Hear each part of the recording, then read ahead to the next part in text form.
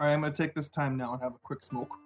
Hello, everyone, and welcome to the CCC Clan Championship Cup. This is day number 3, and we are currently booting into a 3v3 between KC's Team 2 and OP's Team 2. This is going for an amazing treat, guys. They have excellent players lined up across the board here. We'll be going through the player roster after we load in. You can hear in the background players talking amongst themselves here as they strategize exactly what they want to do here. It's kind of shitty when both teams get the same grease, unless you guys want to make an additional agreement to not let one team get both greases. You can see the schedule posted up for today. The schedule has been slightly redone due to some technical issues involving one of the other teams, but all in all, we're in for an amazing day here. We're going to have 3v3s throughout the day, and the 2v2s are going to be starting at 10 a.m. Hello again, welcome to the stream. Thank you for your viewership and support. Been so OP in all these games. Seems like everyone with America has won their match.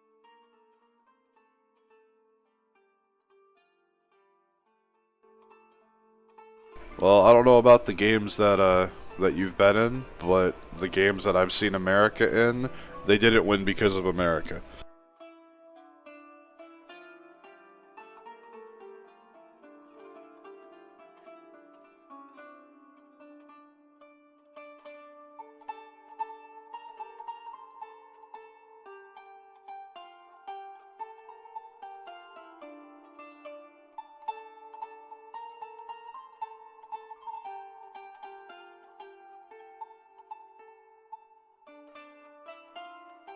Who hasn't voted Cloudpaw?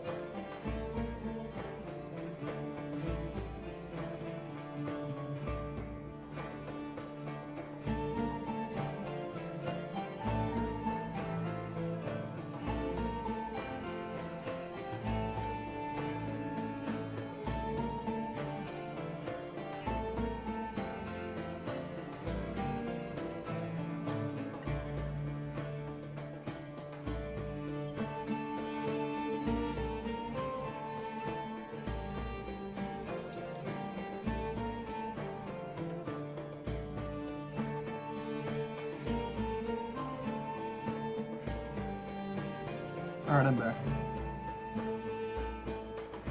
That was a quick smoke. Well, I'm gonna probably be smoking once or twice in this team, and they're all gonna be faster. Shit. Rom, dude, I miss playing with you, man. You're haven't seen you much. Yeah, I took a break.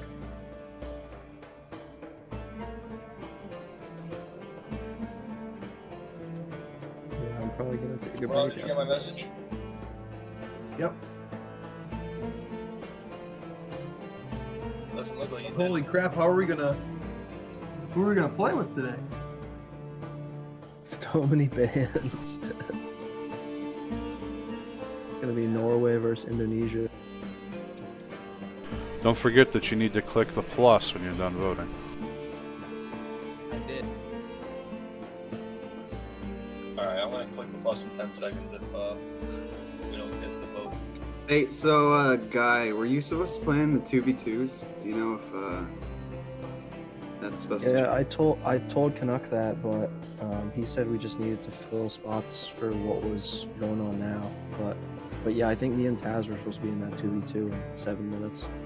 Okay, I'll just write it. Alright. Draft is up in holy Bantasm.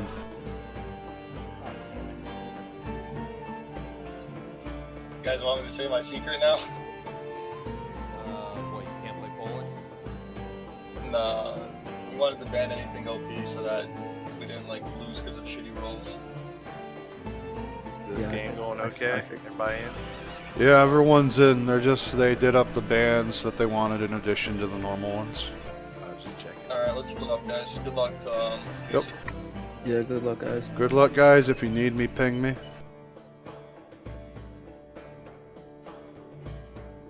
Players are loading up. They just went through. They wanted to ban some additional Sibs. I went ahead and let them vote on that, in addition to the hard-coded bans of Australia, Scythia, and Nubia for this game-style event.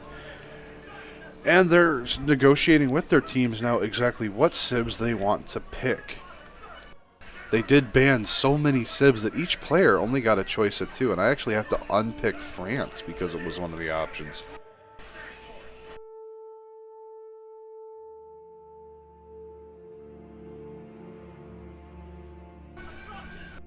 I mean, this is going to be one hell of a game. You have 6 amazing players here, 3 from OP and 3 from KC, and I'm going to do a little rundown here for you guys.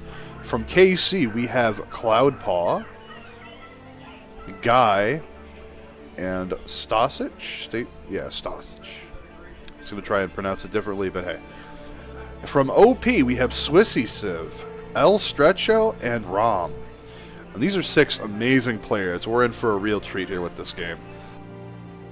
And if any of the past games I've been doing are any sign of what we're about to see, this is going to be one hell of a match that's going to be hanging on the edge of a knife as to who's going to win throughout the whole thing. We're going to see some amazing plays come out here, some amazing strategies and team coordination, and it's going to be a sight to behold. For those of you that are just joining us, the map style is Turn Timer 180, Ancient Era Start. The map style is Pangea, small for 6 players, abundant resources, World Age is new, the start position is balanced, Barbarians are turned off. Hey Pizza, how's it going, man?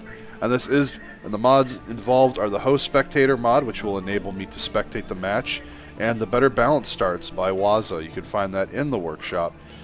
And it has produced some amazingly balanced maps, and even teams being on the same sides of the maps. It's been incredible over this weekend.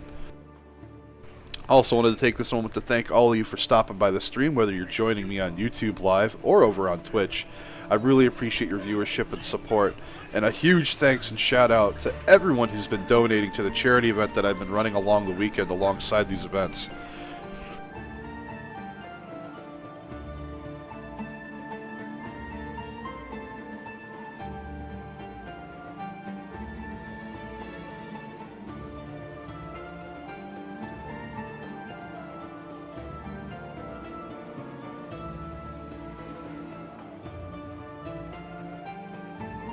For those of you who are joining us here for the first time over the weekend, the charity event is for Extra Life and the Children's Miracle Network. They do amazing things for both children and families out there who are desperately in need, they just can't afford the surgeries and treatments that they need.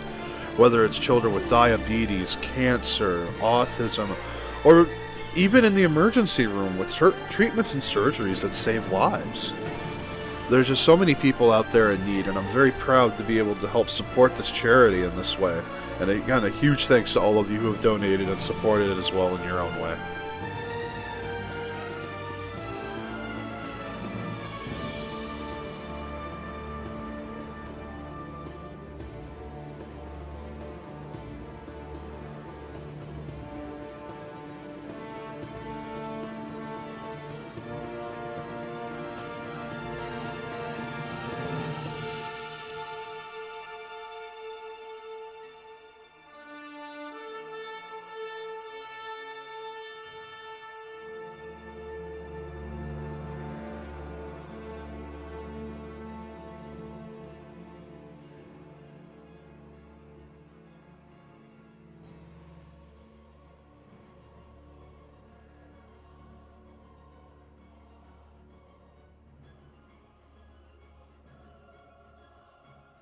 We do have some Civ picks coming out. OP locking in their choices in Brazil for Swissy Civ. El Stretcho will be playing Japan, and Rob will be joining the field as Macedon.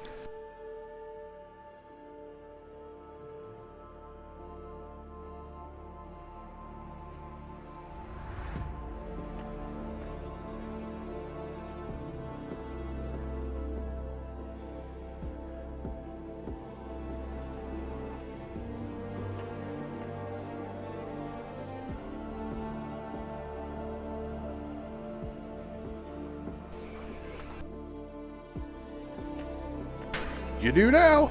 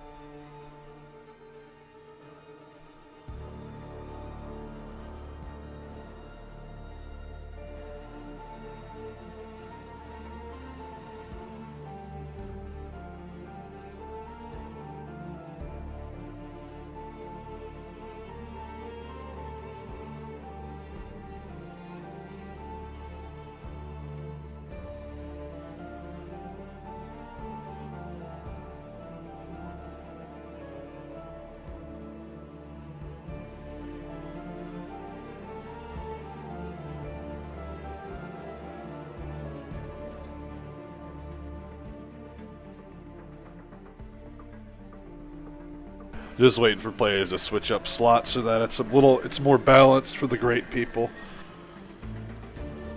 Oh, we have Saladin coming out in Arabia for Guy from KC.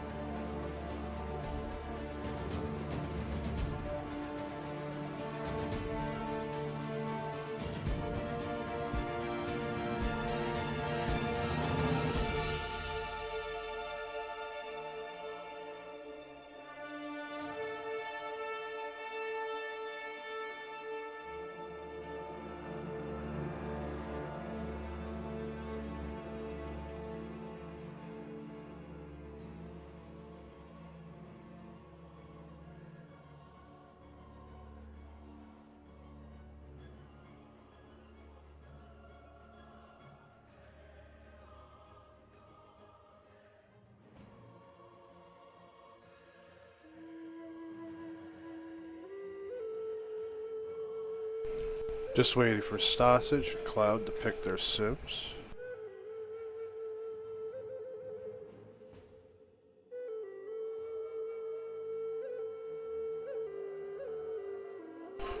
Stosage bringing in Montezuma for KC. And Cloudpaw bringing Cleopatra to the team game here.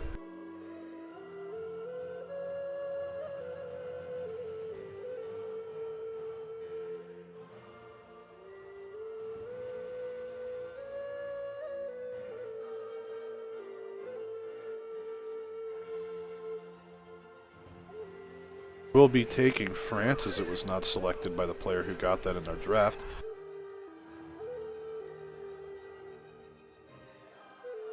So we will have that heightened diplomatic visibility with the other players so that we get more notifications on what they are doing. This way we get as many details as possible so that we can really see what's going on.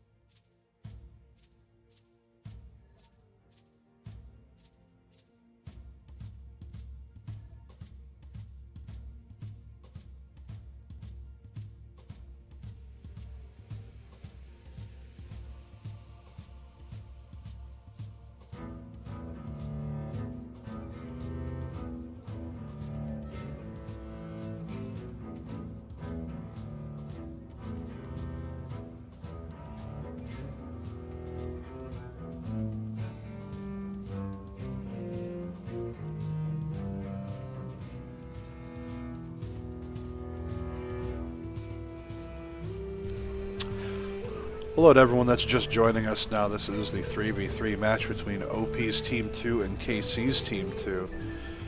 For OP, we have playing El Stretcho, Rom, and Swissy Civ. And joining us from KC is Cloudpaw, Guy, and Stasic.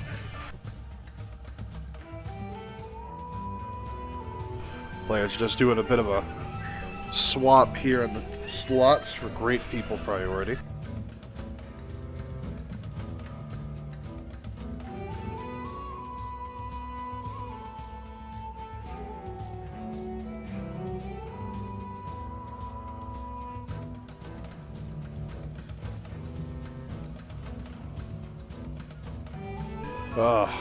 Cloud.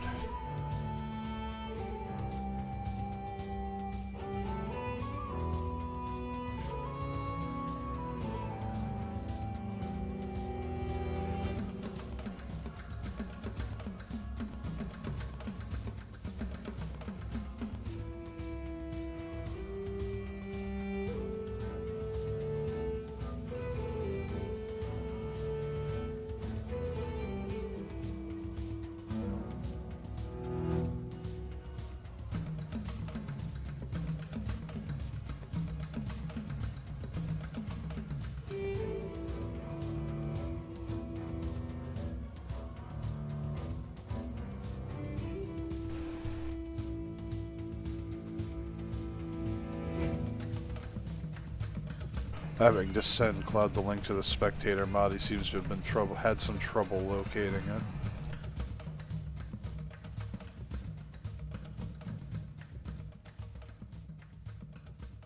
I do apologize for the delay here today, but this is unfortunately something I could not readily control.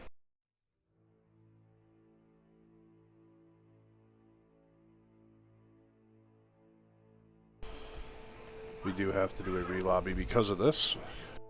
When you have players leave like that, it fucks the slot.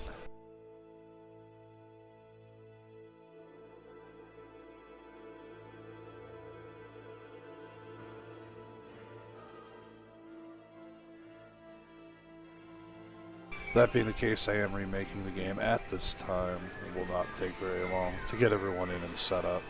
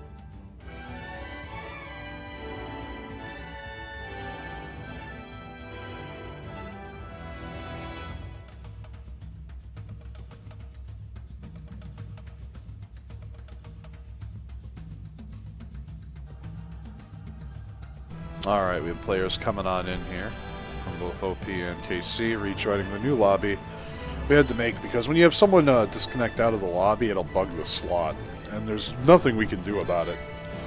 Unfortunately, it's an issue with the Firaxis side of things in the game.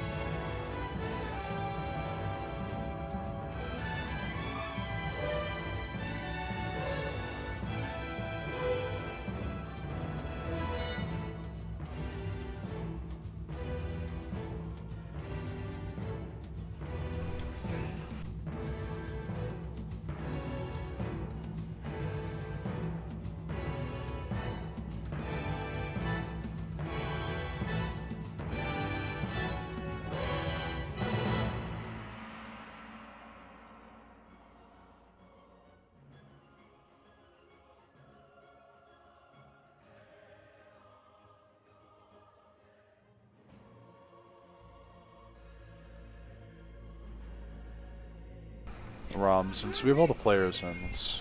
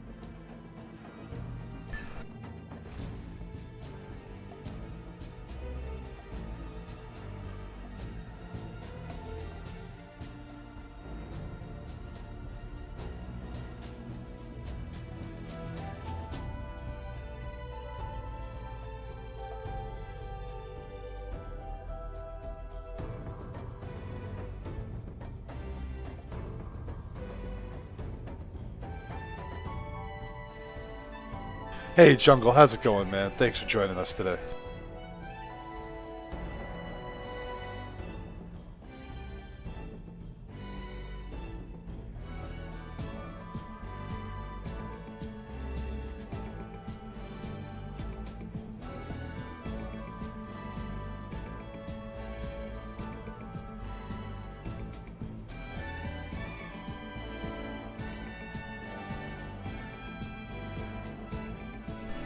As a whole, points-wise, I'd have to take a look. I don't think we have a point breakdown per event right now listed. I think we just have totals per clan, because there were multiple matches.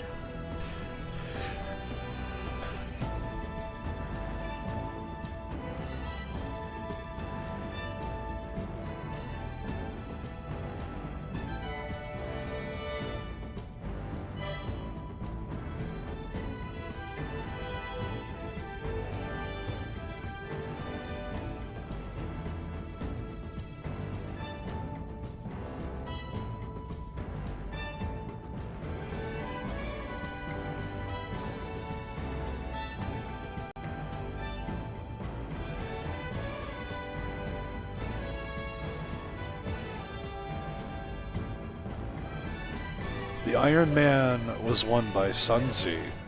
The Iron Man was won by Sunzi. The free-for-all that I cast was Game 4, and that was won by NWA.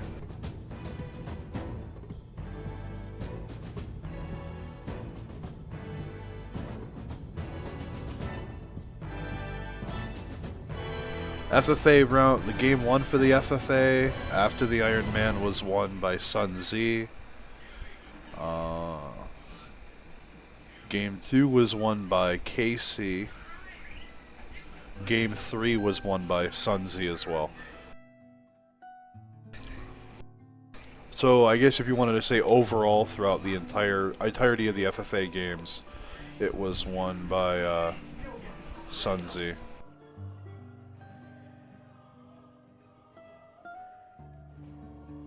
And here we go, kicking off this game. We are finally getting it underway. OP versus KC.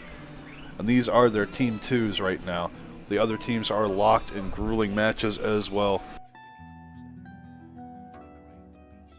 And once we get loaded in, I'll do another player rundown for everyone who's just joining us today. We have an amazing match here. These 6 players are incredible. I know I've been pretty much saying that throughout the entire weekend, but this is great. What's up? How you doing? I'm doing good. We're booting right into one of the 3v3s right now.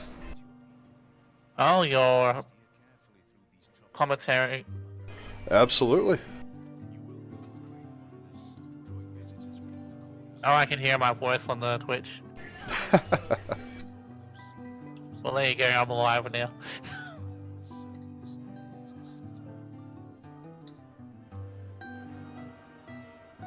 The 4v4 that I cast yesterday, that was actually I was going to ask you for a game of StarCraft 2, but you're busy.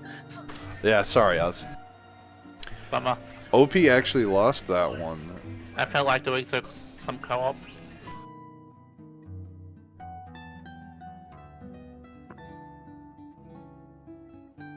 Sun Z actually picked up the win there against OP in an incredible turn because Avaria's Congo's cavalry just shattered the defensive line, and even though there weren't many of them, it was an excellent ploy nonetheless, and it created so much space.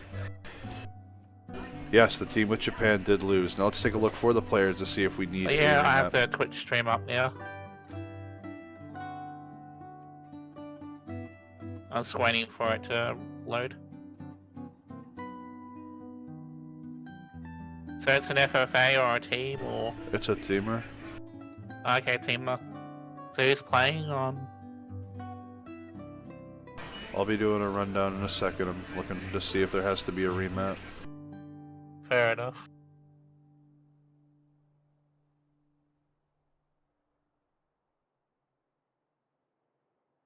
Yeah, because there's quite a few clan matches going on at the moment.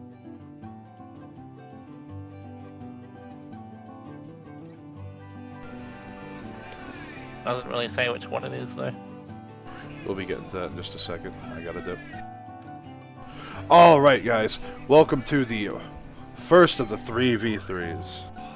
Nope, no remap required.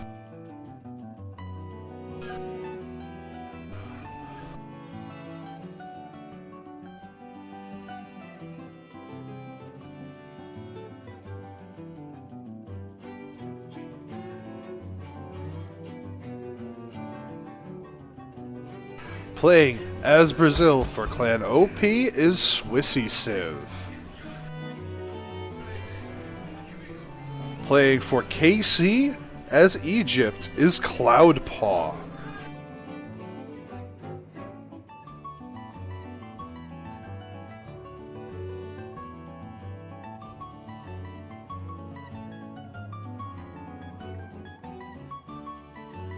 As Japan for OP is El Stretcho. The Aztecs, picked up by KC as well, is Stasic. And as Macedon for OP is Rom. Oh, I agree, these starting positions are terrible. However, they don't fall into the remap requirements within the league, so it stays. Yeah, this whole map is like riddled with fucking deserts. This looks more like a fractal than a Pangea, I'm not gonna lie. But it's Pangea, we went over the settings. Gonna get rid of these pesky notifications on the side so we can focus on the good ones that we're really looking for.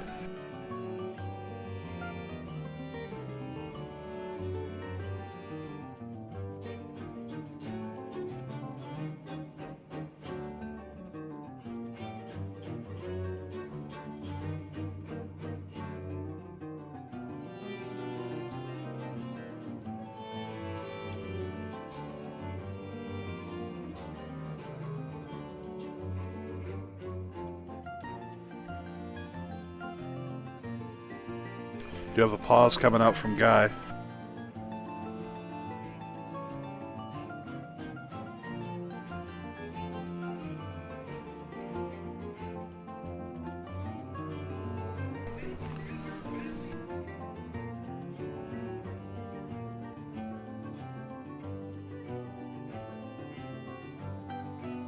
My presence has been requested. What's going on? Yo, CloudPod didn't know not to look at the stream, so he already looked at the starts for the other team, so... What do you mean you didn't know not to look at the stream? If you want honesty, this is my first time doing any CCC stuff. So... Oh my god. I kind of have to call ourselves here. I don't know. Okay, I'm gonna go talk to the other team. Hold on. Ah, fuck. Hey guys, the other team wants to know if you guys would like to do a remap because of how terrible the terrible things are. No. Oh, and also fucking apparently Cloud's looking at my fucking stream. Well, I would think that that's a DQ and a problem, first of all. But second of all, I have a fucking 5 tile and 2-3, a 2-3, a 2-2, and a 2-2. So definitely not. This mod does not give bad starts. They're the offending team. What do you guys want to do? Well, I think cloud stream sniping is a problem that the leadership to decide how to handle, and if anything should be penalized, but we want to keep the map.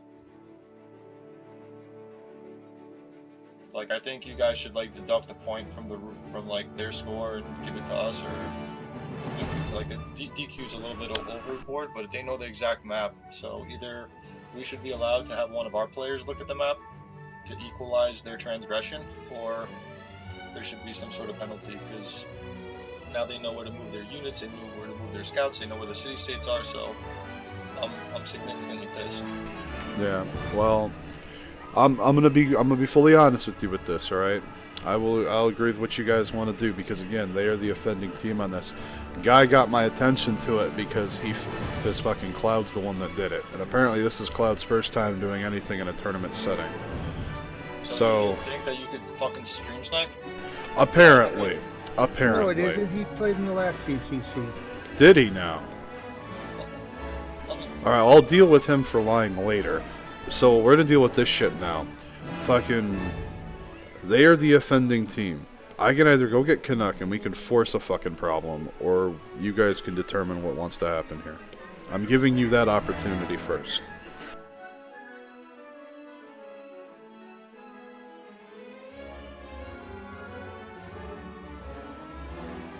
Yeah, either they get DQ'd or we stream snipe back. Alright, I'm gonna go grab Canuck because I do need his okay out before I do something like that. Canuck! Yep. One of your players just stream sniped. Ouch.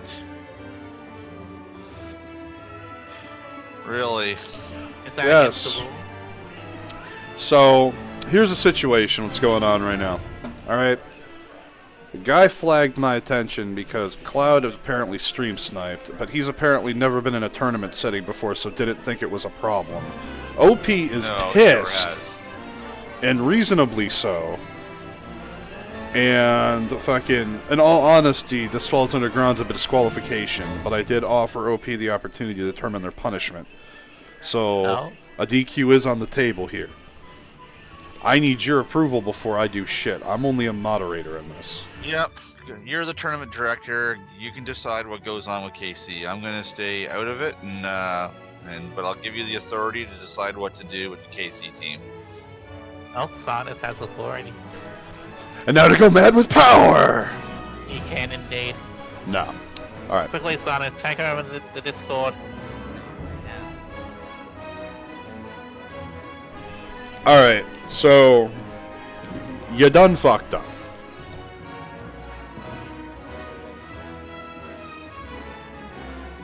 I mean, I will disconnect, and I will not play for this match or for any other match if that's what you require.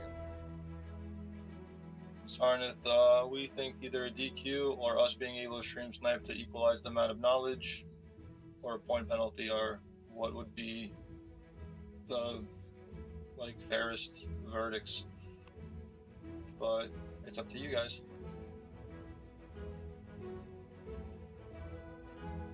I mean, the map Well, can't I have conferred with other admins. Canuck did not get to weigh into the decision because he is a part of KC. I have messaged some of the other admins as well and gotten their responses. And KC, you were disqualified from this match. Understood. I apologize. For all the viewers out there, I apologize. However, this is an issue of also integrity. OP wins the match because of the disqualification. I'm going to move on to stream another match.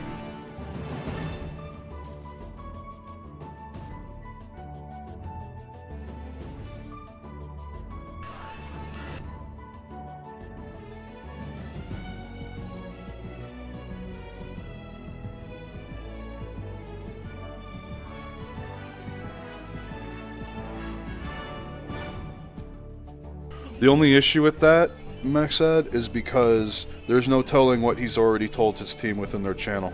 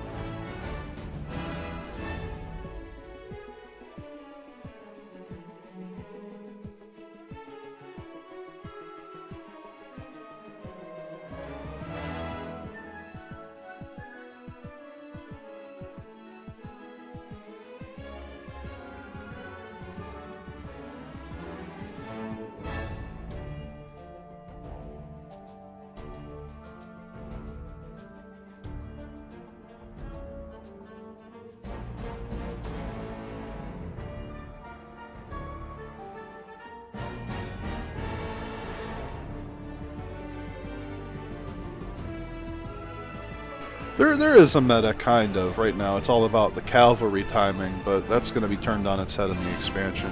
I'm just typing this up into the system so that the person keeps track of points can do it.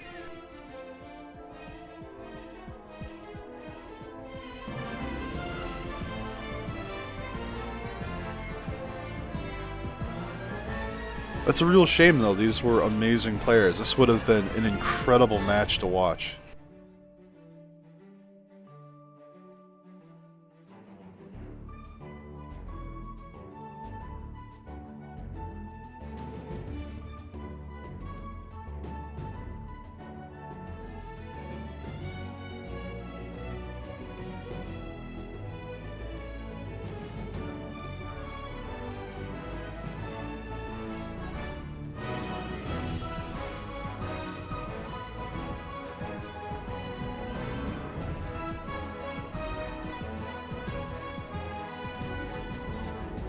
Yeah, but players that were within Casey's own team didn't want to play with the double stream sniping to balance the knowledge.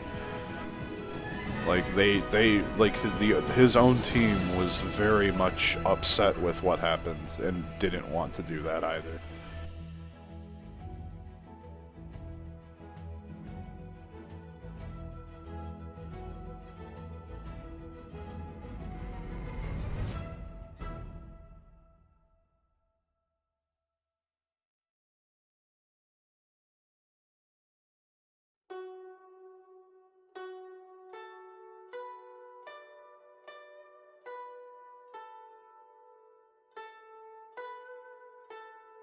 Anyway, I'm going to move on. I'm going to go ahead and figure out what game is happening next, and I'm going to hop right on that for you guys, for viewers. I'm going to post up the schedule so you guys have something to look at other than a Civ 6 starting screen.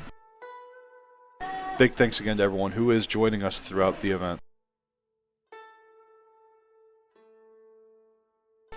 I would have Jungle as soon as I looked at my viewers list. I have both viewers lists for both YouTube Live and Twitch up. I was just going over the start to see if a remap needed to happen and was doing intros to what was going on first. I do keep a very close eye on my viewers lists.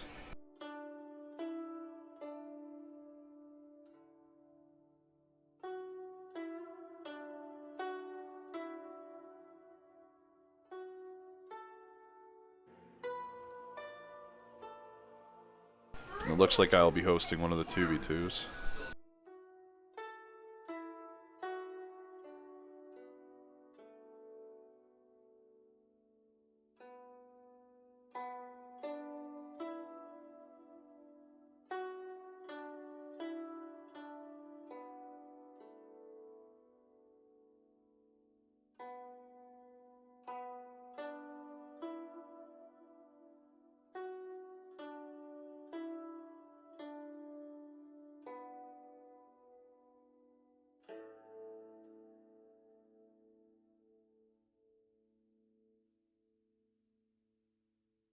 One of the biggest things, though, is outside of tournament settings, yeah, just like Agathy said, the players get to decide. We use a bot with a bunch of votes on it, and you, the players in the lobby, vote for the map settings, which civs are banned, and everything like that.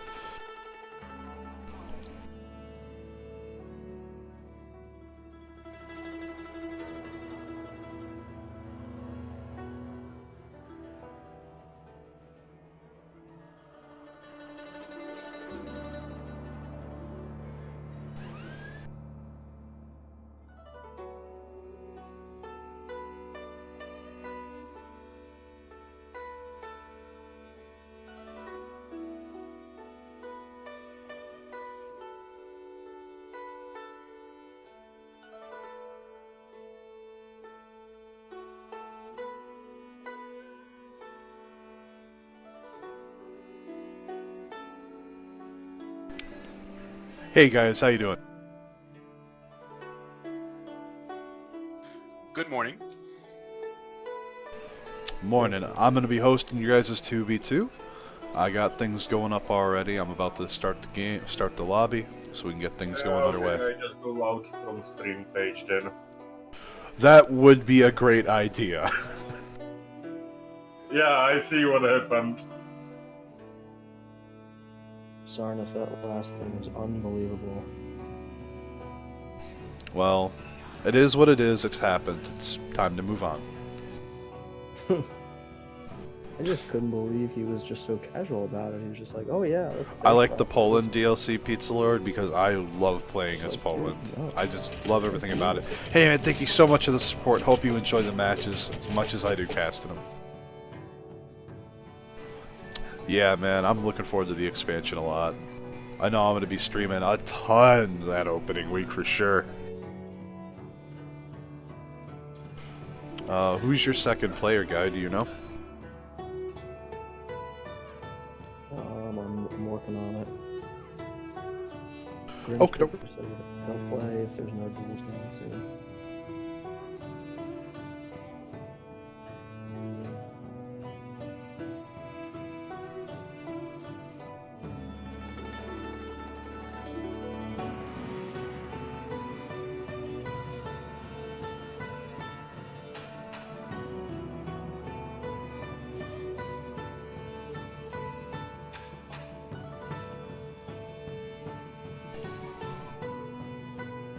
I'm just asking, it's never happened before, like somebody snitching on stream, or people do that?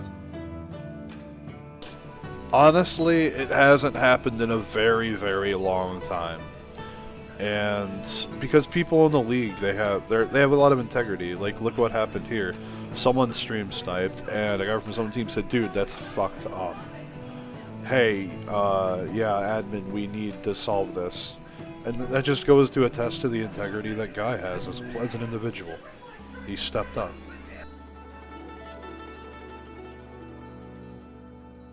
Saved me like 3 hours of my time. We were gonna get our ass kicked anyway.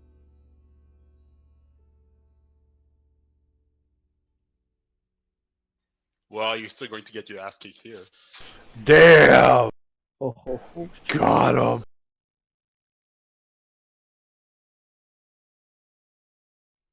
I mean, we've got the attitude, so you gotta be careful. Ah.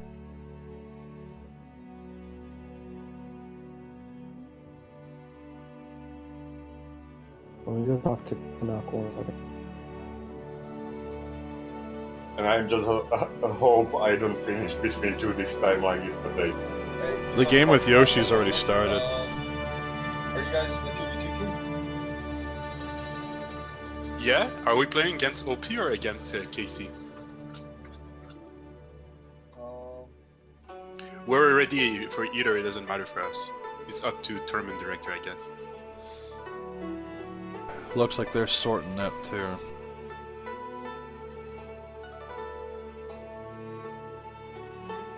I mean, we could The play shit with the versus 3v3s through the 2v2s through the fucking ringer. And... double host the same game. We could play the first team that is ready, simply. Try to get things going. I wish, man, if I had that beast of a machine and double monitors, I could do it, but I don't.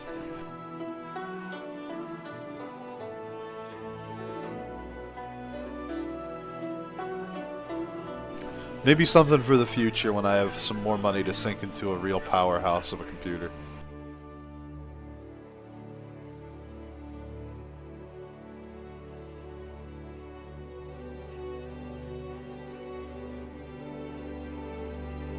Looks like we don't play versus KC anyway in the schedule, so we should play against OP right now. If both teams are ready, we can just knock this out. Alright, yeah, we'll do it. Good deal.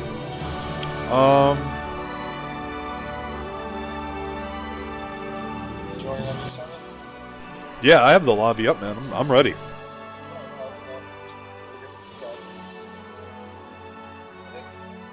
I kind of wish that they agreed to let us stream snipe to play the game, but whatever. Hey, you know, it is what it is. I tried to put some of the power on you guys into the players' hands to see what would happen. And you guys couldn't reach an agreement, so I took control of the situation. Yeah, I mean, did you see my start? I had a 5-0. Oh, I saw everybody start. That's what led to the problem. Did we look like we had a better layout than them? Overall, I'd say yeah, but everyone was pretty equally fucked with Desert. Rom was on a fucking island.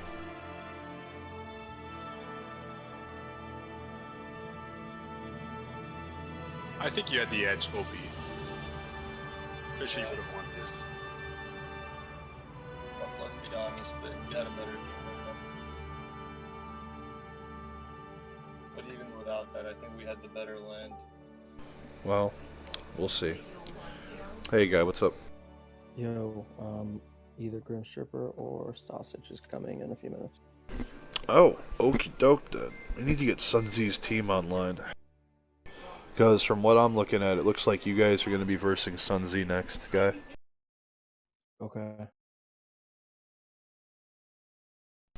Again, I do apologize to you guys as players in this event.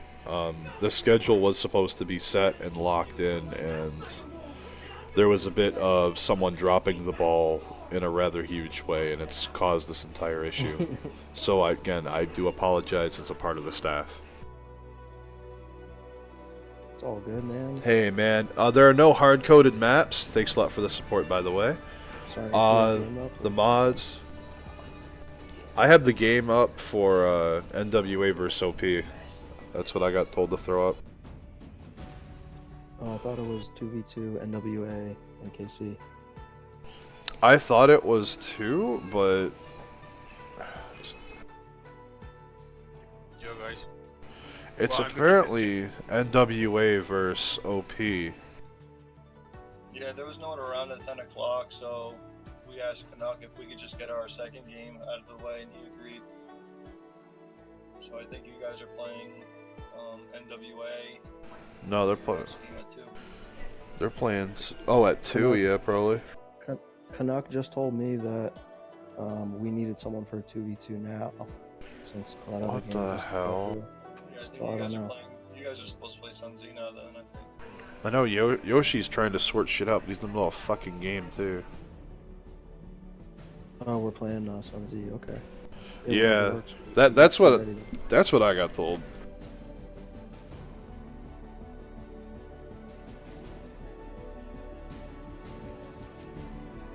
All right, Rom, I have the game up. If you're the second player, we're just waiting on you.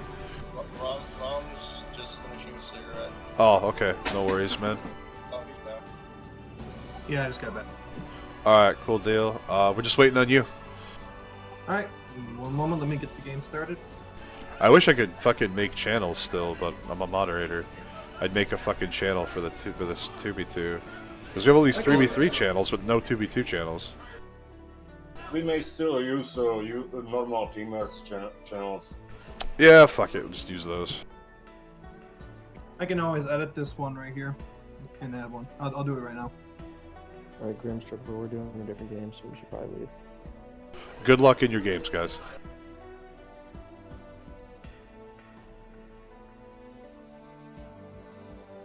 The next match coming up is going to be between OP and NWA in a 2v2. I'll go down the player list shortly.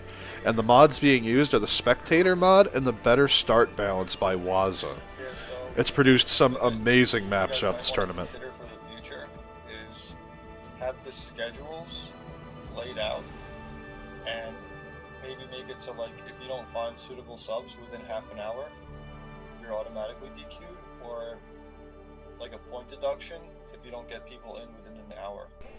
Yeah, I mean, if you remember, like, when we were setting this up, that is something that both you and I agreed on was supposed to be a thing, but I guess that apparently didn't make it through. My decisions haven't really been valued in the admin meetings for quite some time, so that's why I didn't care when you guys booted me out.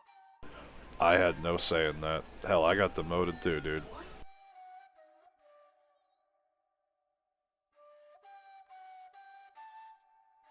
I'm not sure where my channel went. I created the channel.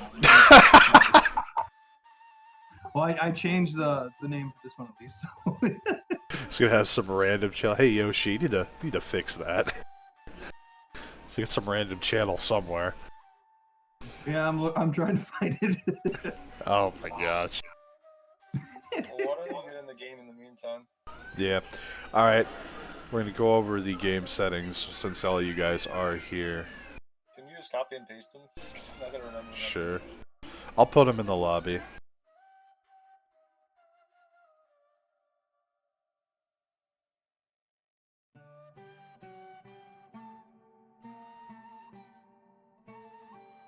It's both already.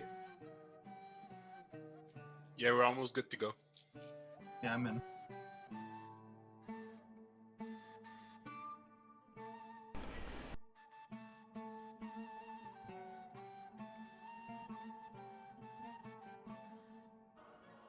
I mean both command. Nobody don't do both command.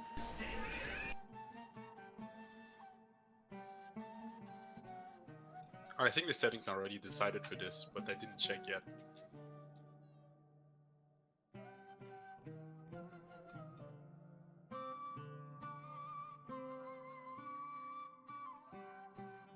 Alright, so it's pre-decided settings and capture 2 city states. Do you guys want to agree to vote on bans instead of the original 3? Yeah, I agree. I have a game bot throwing things up. Just go ahead and vote for the civ bans that you guys want to do, but do remember that the original 3 civs that are listed are still actually. Just bans. just for the civ bans at the bottom. But remember that the 3 hard-coded bans are still in place.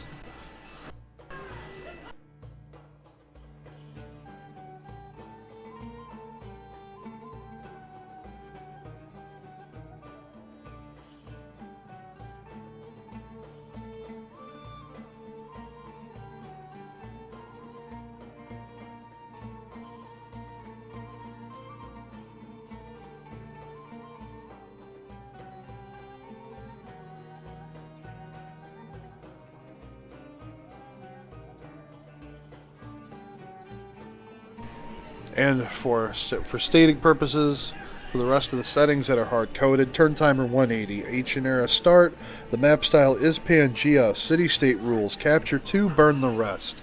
Wonder bands include the Apadana, Venetian Arsenal, and the Mausoleum at Halicarnassus. Religious choices that are banned are Crusader and Defender of the Faith. God of the Forge as a pantheon is banned.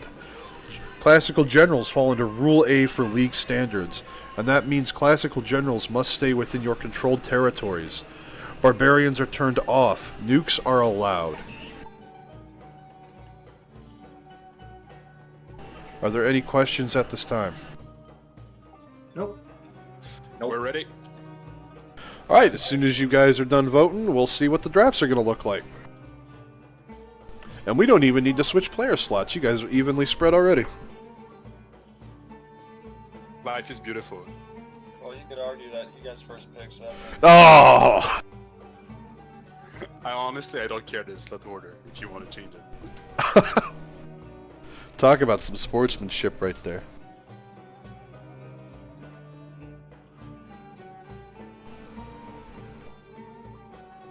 And there you guys go. As you can see, we are all in lobby. Players are voting on some additional civ bans to further restrict the draft a little bit.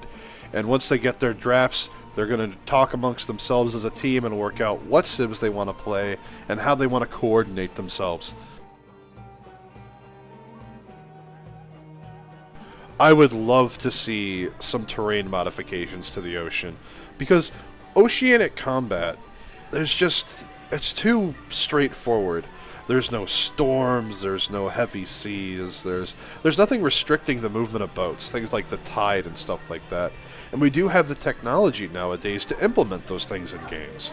So I would love to see Firaxis do something like that.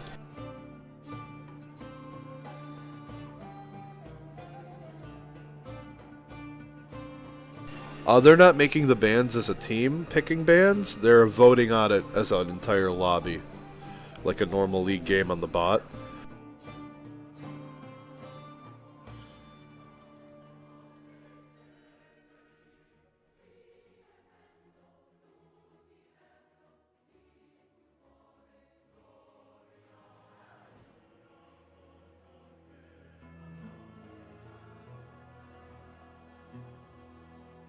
Huge thanks to all of our viewers out there, whether you're joining us on YouTube Live or over on Twitch.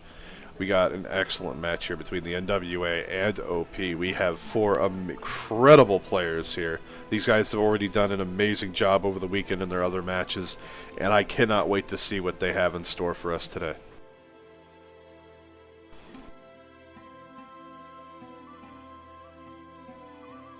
Alright, so I found my channel. It's actually on the top of the CCC tourney, so I think Stretch, you and I can go to that one. It's got the lowercase. I don't know why it didn't go up uppercase. I tried twice to fix that. Alright, then WA can stay here to negotiate what they want to do as a team, and you guys can go up there.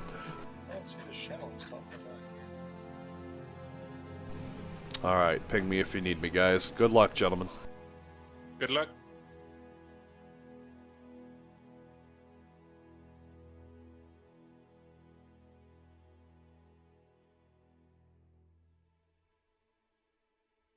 Doing a rundown for the players here.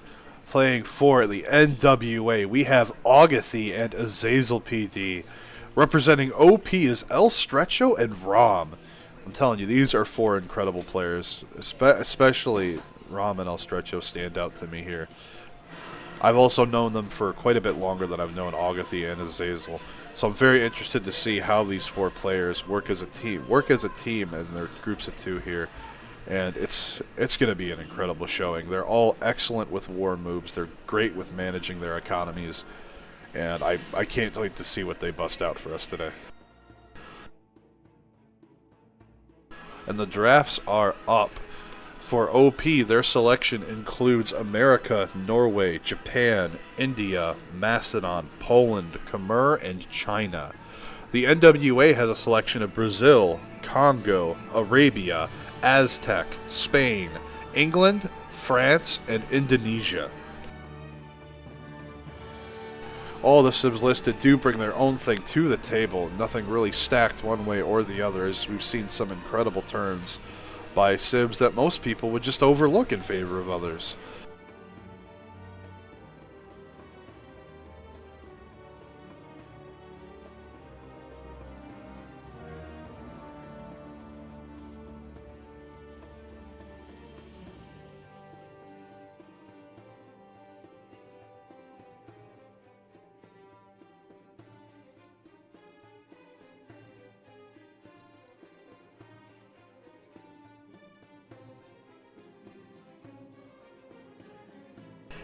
So far, America being picked out by El Stretcho for OP. Gonna try and use that continent bonus for America to really secure some power.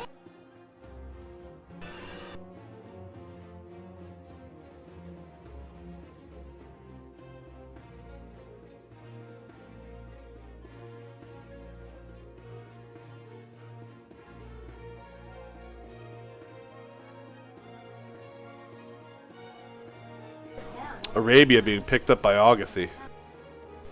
Brazil being taken by Azazel.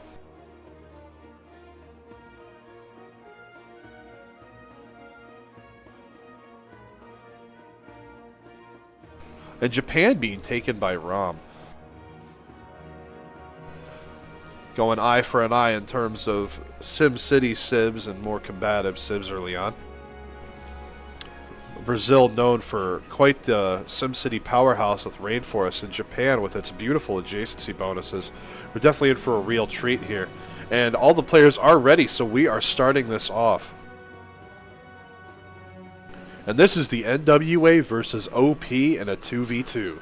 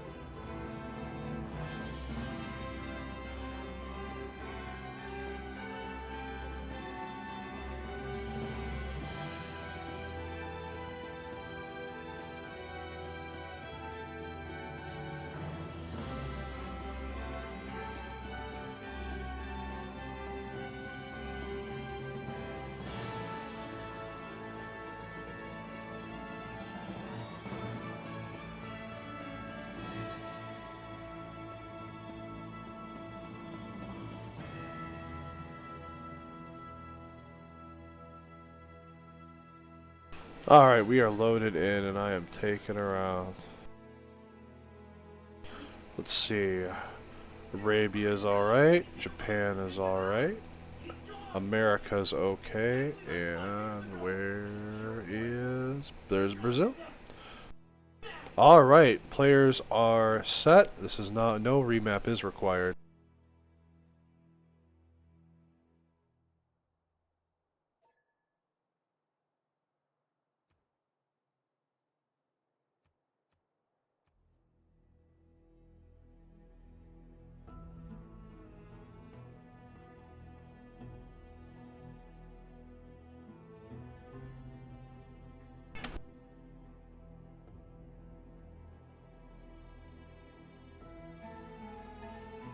Brazil is all alone, and we're going to take a closer look at that as I get rid of these pesky notifications real quick. We don't want to see all this crap to start. We want to know the good stuff. So taking a look first at Arabia since we're here. I'm going to turn on the yield icons for you guys so you can see exactly what he's working with. He does have a desert hill here, which is a bit of a pain, but he has some beautiful rice and 2-2 just that it can expand to, as well as some amazing marble, stone, and even a horse here, and a second horse close by. He does have a 2-2 and another 2-2, as well as a 2-1, and he's settled on cattle, so his city will grow very quickly. Now, at his immediate neighbors are both of the OP players, and that is a bit concerning. Rom getting quite the beautiful spawn here with triple rice, one in a marsh. His capital is going to grow incredibly quickly, and he has 1-3, a 2-2 to work as well for production with a 1-3, a marble over there, a truffle nearby, as well as a horse. He has some amazing tiles to work with, including these 1-4s up here in the deer. Taking a look at America. America's starting to scout west, and looks to probably send a scout eastward. Does have some good wheat here nearby. Has some pretty good land here. Has the truffle nearby. Has some salt as well. Has a 2-2 to work with, as well as these 2 1s and a 1-2. Not as good as his ally. Meanwhile, out east, in pretty much BFE by comparison, Brazil has all the space in the world here with his Azazel. He did get a 3-2 banana with another one nearby, a 1-2-2 copper hill as well as diamonds in the capital. So this is an incredible start for him. He does have some good plains hills to work. And if he identifies his isolationism, he's going to be able to do a lot of work with it, especially if he can get these horses online, and he could even go after America from behind. So Alstrecha will have to be very careful about that. But there's going to be no way for him to militarily support Agathy here, who's on the other side of this very narrow choke point here. He's going to have to attack Alstrecha directly if he wants to support Agathy at all in terms of military strength. So we're going to have to wait and see what decisions the players make here. We have some early scouts coming out for our players. Rams is a little bit behind because he has more food than production for the moment. Players' culture grab is grabbing a marble tile for Agathy, the truffle for Rom, and a truffle gets grabbed as well by Alstrecha. Looking over at Brazil, the 1-2-2 copper gets taken. He'll be enjoying some more production and possible gold generation as well over time. Just depends on what tiles he wants to work. In terms of natural wonders, we do have an Uluru right here in the desert. Unfortunately, it's mostly flat. However, if Arabia can get to knights and survive the early game here, we're going to do a check on the continents here in a second. If he can survive the early game, he does have a lot of horses here. He doesn't even take the risk with the forward horse. He can settle back and grab the horses here. So he can play a defensive war and get a ton of horses churned out while he works towards Mamluks. Uh-oh. Well, America's continent does cover Arabia, so he is going to be in quite a bit of trouble here. Second scout coming out for Agathy as well. As well as America. Brazil making a second scout as well, so we're going to have to see exactly what choices these players want to make in this game. As soon as they identify Arabia as this close, they are both going to be gunning for him for sure, especially being on the same continent. And with this, they will see each other. They will know that they are close by.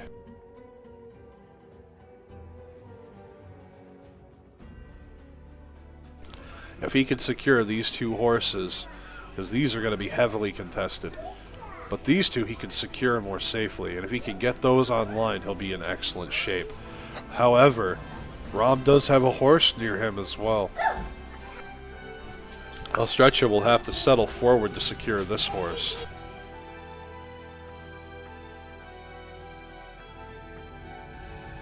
A third scout coming out for El Stretcho here.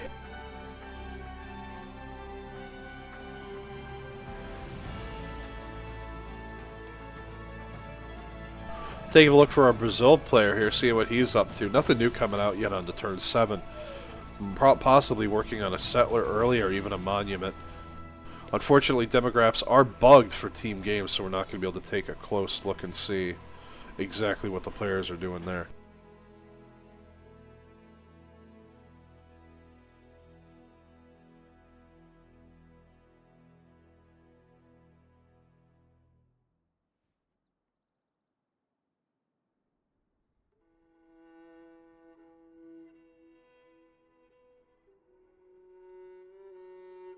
El Stretcho and Rom are sending their units toward Arabia's direction here to see if they can apply some early pressure. Really try to do some soft containment. Meanwhile, Azazel is out exploring the map here. He's going to find himself alone here for the most part, and he'll be able to get a lot of work done with that. We even have the Pantanal here nearby as well. He does have the Dead Sea in the far right corner, but that is mostly tundra. War declaration does go out. OP declares on to NWA.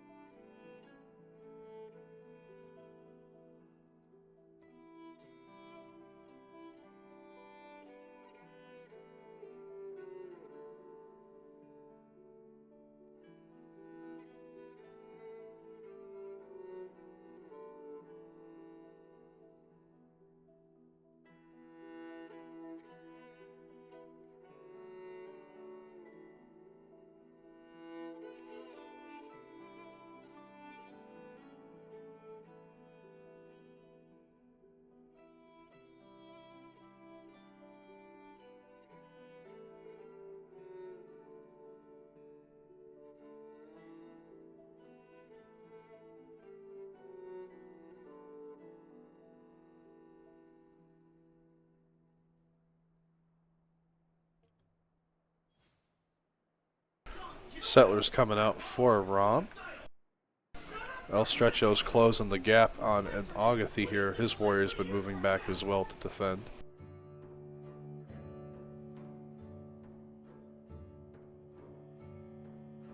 Some decent city-states here behind Brazil that he can really use to his advantage as well. Buenos Aires allows your bonus resources to act like luxuries, whereas non-Madol districts on the coast, this includes your city center that are on or next to coastal tiles, also get +2 culture, so we could see Brazil really explode. He has tons of good settles on the coast.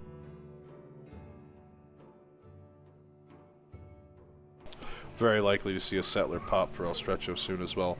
And a scout is found from a goodie hut for Rom's Japan. I have to wait and see what Agathy is going to do in response here. I'm assuming there will be a settler coming out. And he's definitely going to want to try and send that north to get that horse.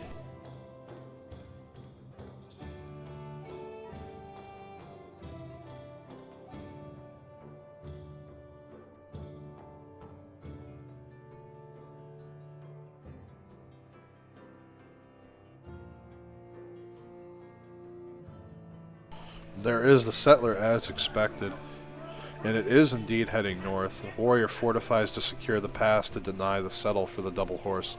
Scout is looking to see what else he can snag here, so he's going to have to bring his scout back to escort that settler. Rom fortifies his warrior, walking his settler with the scout, ensure that it doesn't get snagged. It is sending another scout north through El Stretcho's area to help scout east. Settler comes out for Brazil. Looks like it's going to be moving forward to this horse.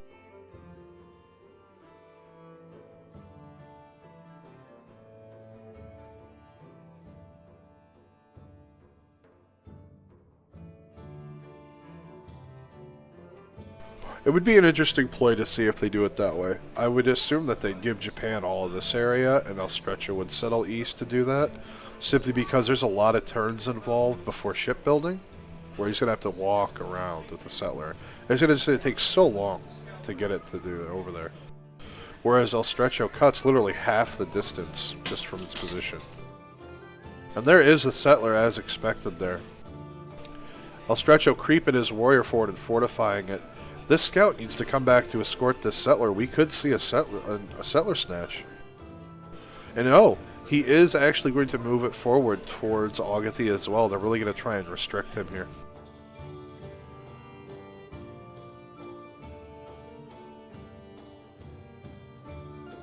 I wonder if they'll forward settle right on top of him to get these horses.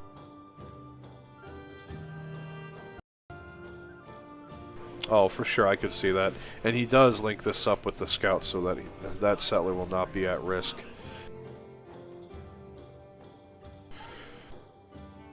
Definitely going to need to see some more combat units come out of Agathy's capital here. And this has to be very careful. We could see some really nasty things happen here.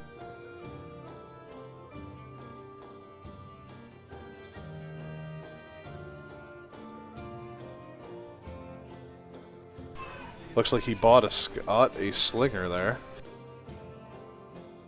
We're going to check Agathy's gold to see if that was the case. Yep, he did buy a slinger there. Likely to be researching archery then.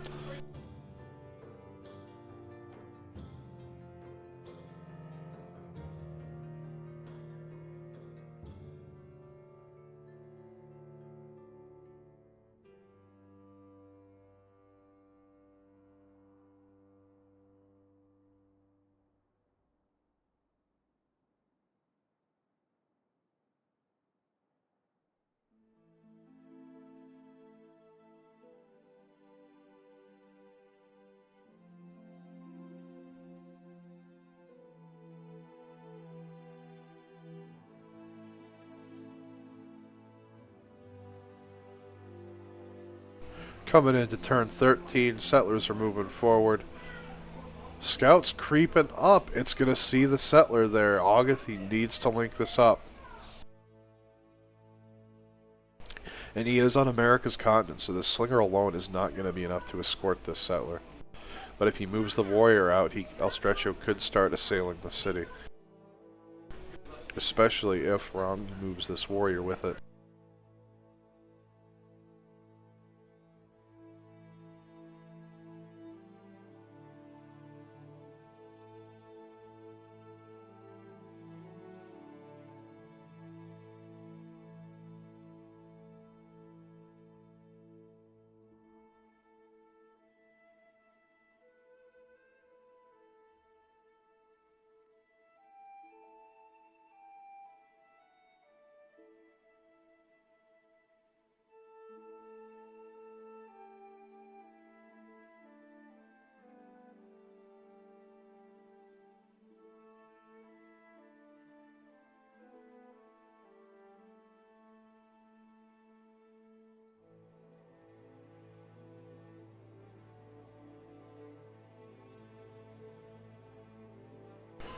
What is Agathy going to do about this?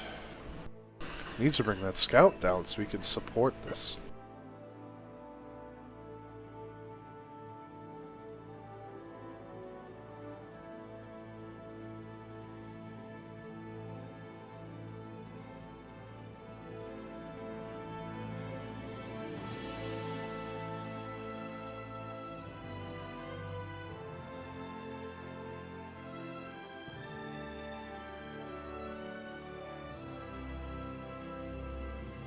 Oh no, he got it.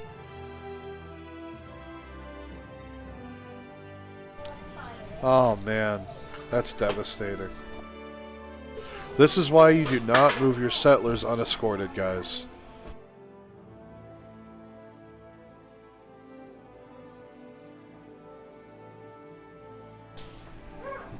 You cannot be moving your settlers around without units, guys. It's not worth the risk.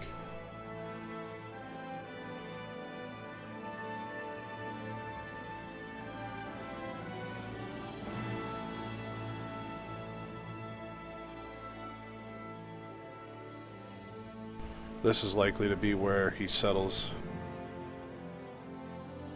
Well, actually, I could see him settling here, but if he settles here, he could get a good settle on this hill, some really good tiles on it, and spread into the Pontonal. And he'd still get the horse access that he's wanting. That being the case, we're going to have to see if Ram is going to end up settling here next turn, or if he's going to go down one onto this hill here. I don't think he's going to walk it all the way up here, so it's quite a long ways to go. If he gets a trader up to make a road, it won't be so bad to reinforce his troops when they attack Agathy. But we'll have to see how this pans out. Agathy needs to make more military troops. Losing that settler is just so detrimental.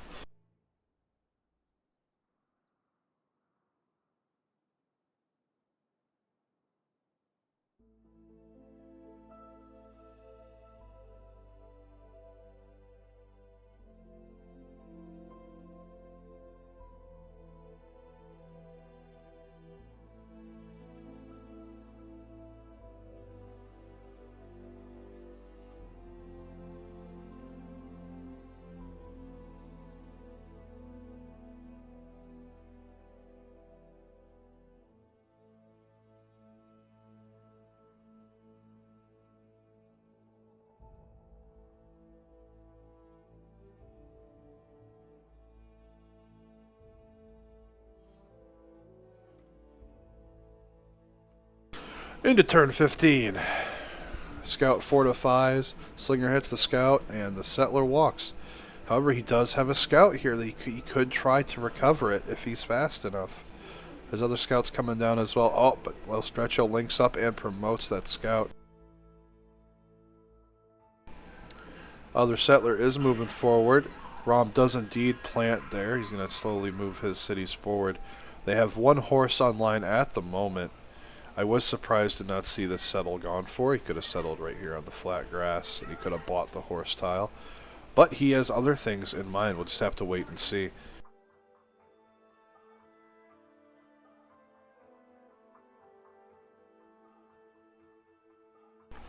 And the settle does go down here next to the rice instead of on it.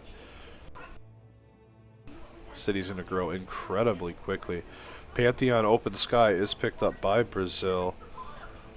Rom taking Divine Spark, El Stretcho taking God of Craftsman.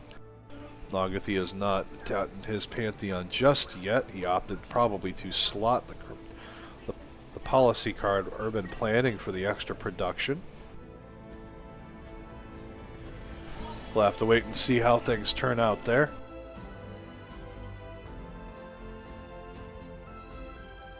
We will periodically go to check on Brazil, but almost everything going on is happening right over here between these three players. So we're definitely going to keep the focus there.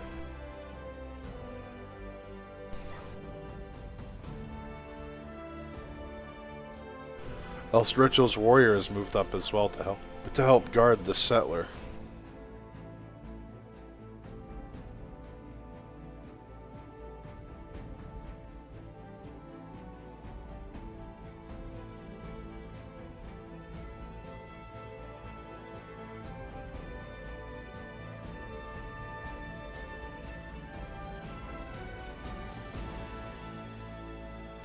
We're very likely to see a settle go down right here, perhaps.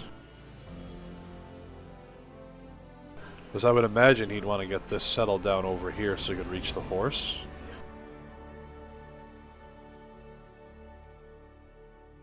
This is just like you say, you know, he's going to box Agathy in rather tightly here. It's going to be very difficult for Agathy to fight this. It's mostly because of the combat bonus America gets on his home continent. For those of you who are just joining us today, I will pull up the continents for you. Arabia is on El Stretcho's continent, and this continent does stretch out all the way out, almost entirely to Brazil. However, there is a huge chunk of land that Brazil can utilize that is not on America's continent. So some of the fighting will be going on where America will lose that bonus. But for the time being, WA is going to have to deal with that. And another settler comes out for Agathy. Not deterred by what happened, he is going to push on. So good on him.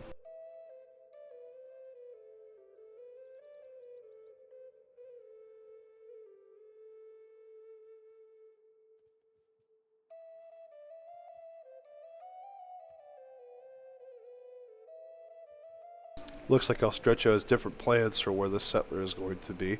I thought he would settle here. It's a really good settle in and of itself, but it looks like he has other plans.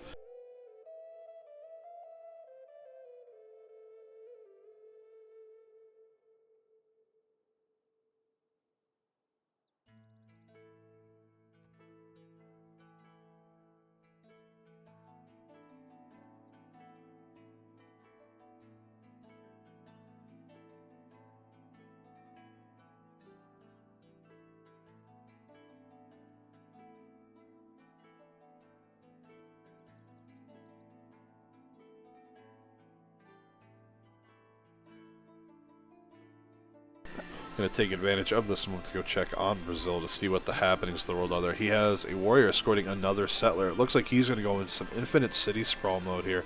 He does have iron here. He could get that online and send it to Agathy so he can use some swords or something to defend himself with.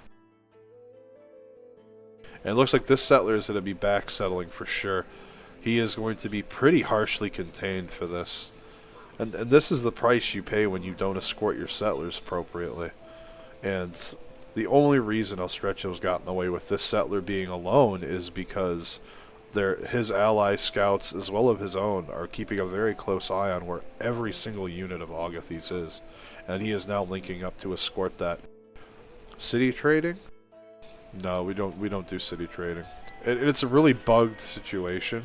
Oh, just dropped the city of Los Angeles, but Agathy has it under siege. And oh, that warrior, see, that +5 bonus is just huge. Just did 60 damage to that slinger. You only have 40 left.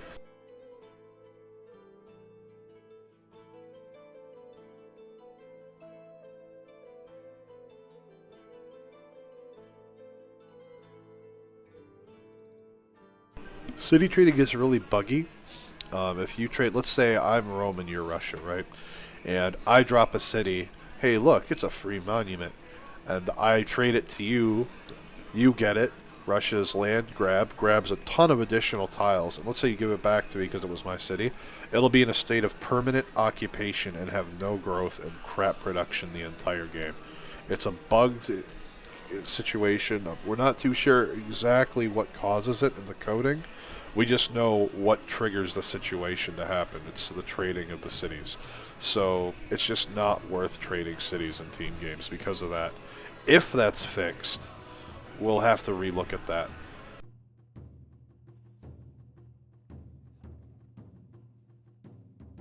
Scout retreating.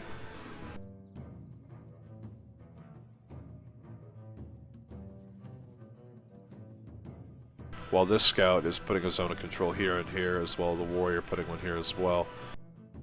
The slinger retreats and promotes as well. Scout promotes. If this scout hits a third promotion, we could see it get the +20 combat strength in all situations promotion. And that would be incredibly detrimental right now. More slingers coming out for Arabia, so we're probably going to see some archers here. Taking another look over at Brazil. He's just walking his settlers around, dropping more cities. Has a warrior here to kind of shoo away El Stretcho's scout. However, he does have bronze working, so I'm surprised we're not seeing any encampments come down.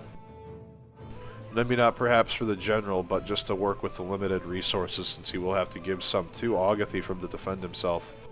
Warrior is bashing the city here, does some damage.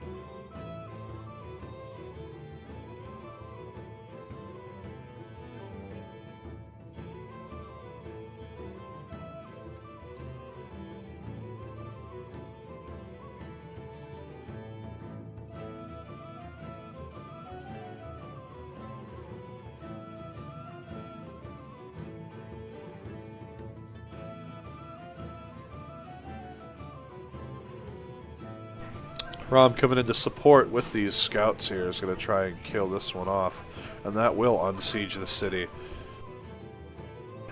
Slingers are moving forward, but Rom's warrior has arrived to the battlefield. This is going to put Agathy in a pretty precarious situation. His settler is moving back farther to drop a settle back. He needs to get some more cities down behind this if he's going to do that. And this second city needs to do nothing but make military units if he's going to use his capital for settlers like that. But honestly, I think he should flip that situation and use settlers or something out of this city and pump nothing but military out of the capital.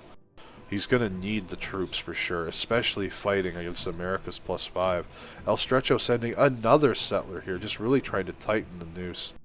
Now, all the cities he puts over here is restricting Rom, so Rom will eventually have to come over to this continent to make cities, or he will fall into irrelevancy rather quickly. That being said, Azazel is doing a pretty darn good job. He's on 3 cities already, has iron revealed for his team. Still hasn't gotten either of these horses online, but he may get both online and just go horse America from behind. So we'll have to see what happens here for sure. We are only at turn 20.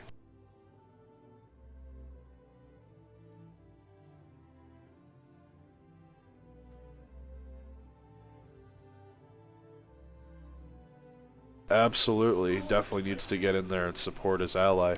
This conflict just happened so early, especially with losing the settler, that Brazil just didn't have the time to get everything up that he needed to. The 2 cities he has immediately settled are for the horses for sure, though.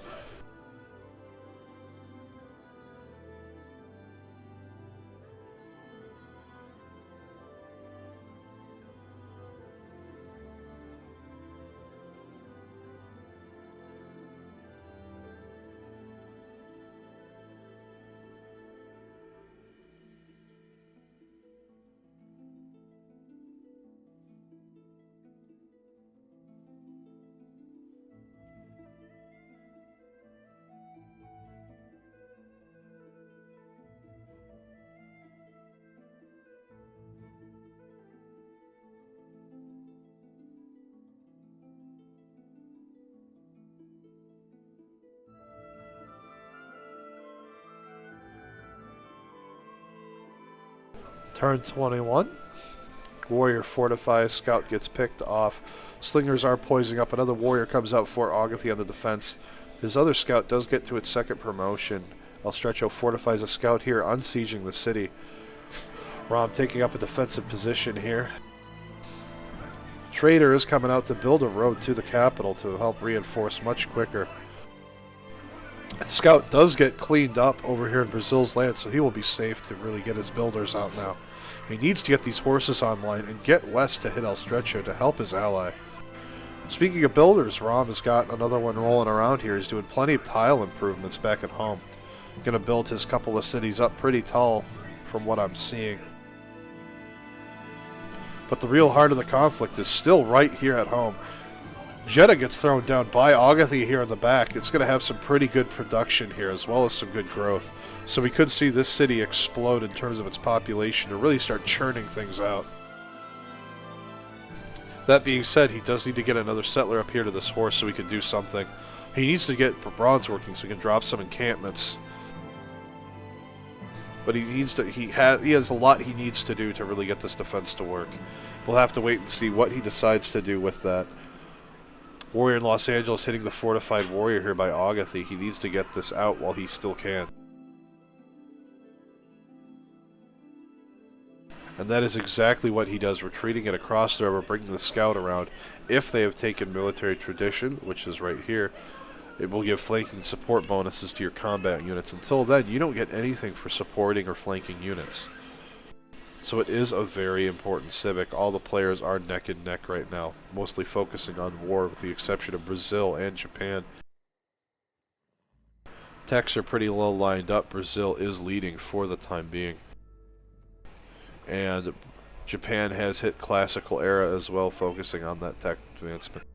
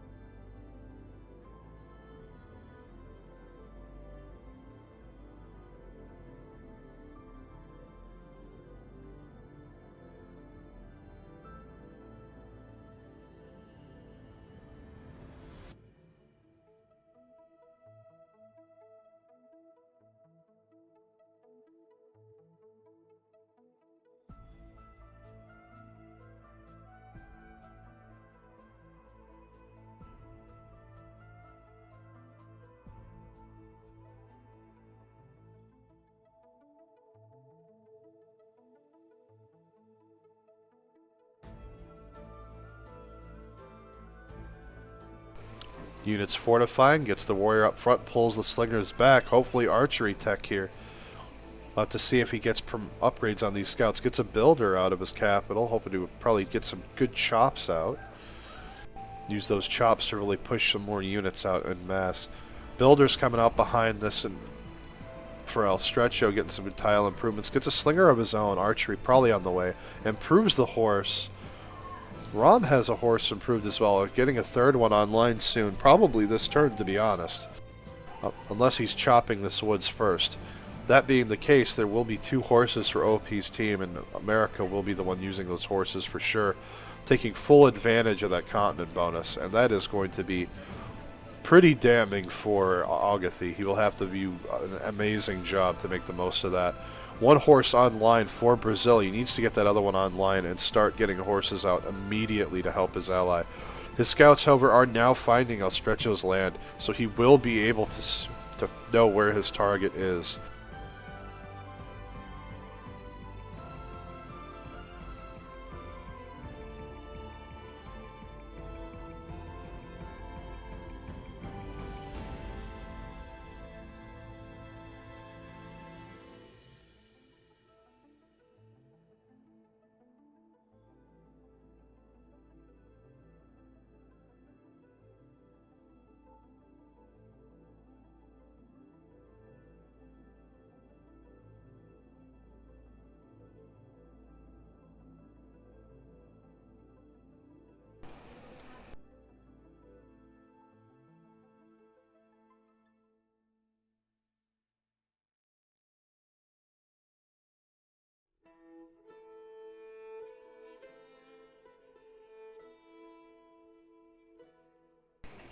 One slinger does get upgraded to an archer this turn, as we see. Obviously, does have his archery tech. He needs to get more of these slingers up. Does he have the money, though? He does not. Only sitting on 18 gold. What about his ally, Brazil? Brazil is also broke at the moment at 8 gold a turn, while Agathy himself is at 6. So they're making gold between them. Oh, there is another upgrade coming out. It looks like Brazil had just sent gold to Agathy for that very purpose, and that's why we saw the 0, because it was tied up in a trade. One of the warrior coming out for El Stretcho here. I'm surprised to see that archer is upgraded. I was surprised to see horses be coming out, but he may not have horseback riding yet. Taking a quick look at the tech tree, and it's absolutely that right there. They simply aren't at horseback riding yet. However, with the pasture, that will give them the boost in order to get it.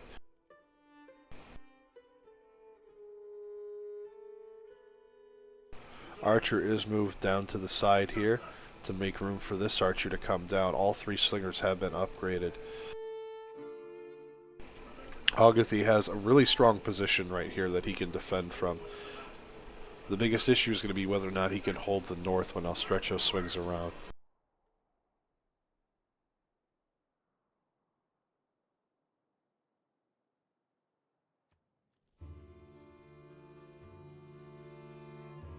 Still no builder in Brasilia to get that horse online. Another scout. Scout returns to El Stretcho's capital. Looks like he's going to send it east to try and contend and harass Brazil.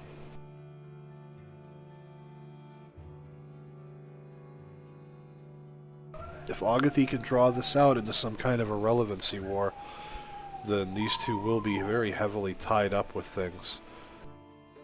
That is a very tall task, though, when contending against a +5 combat bonus from America.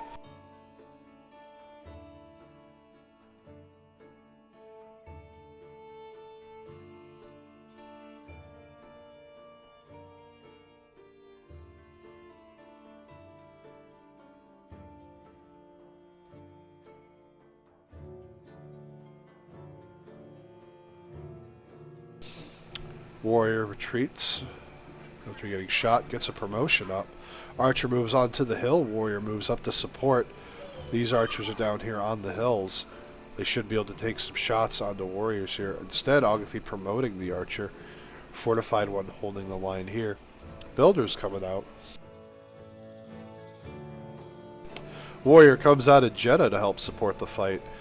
If I mean, Agathy needs to get his hands on state workforce for the conscription card so he can generate tons of archers. And with the conscription card slotted, archers will not have a maintenance cost, because if you look, archers have a maintenance cost of 1 gold a turn per archer. With that card, they're free, and you can make, there's pretty much a limitless amount of them. So that, how that impacts your economy is very important.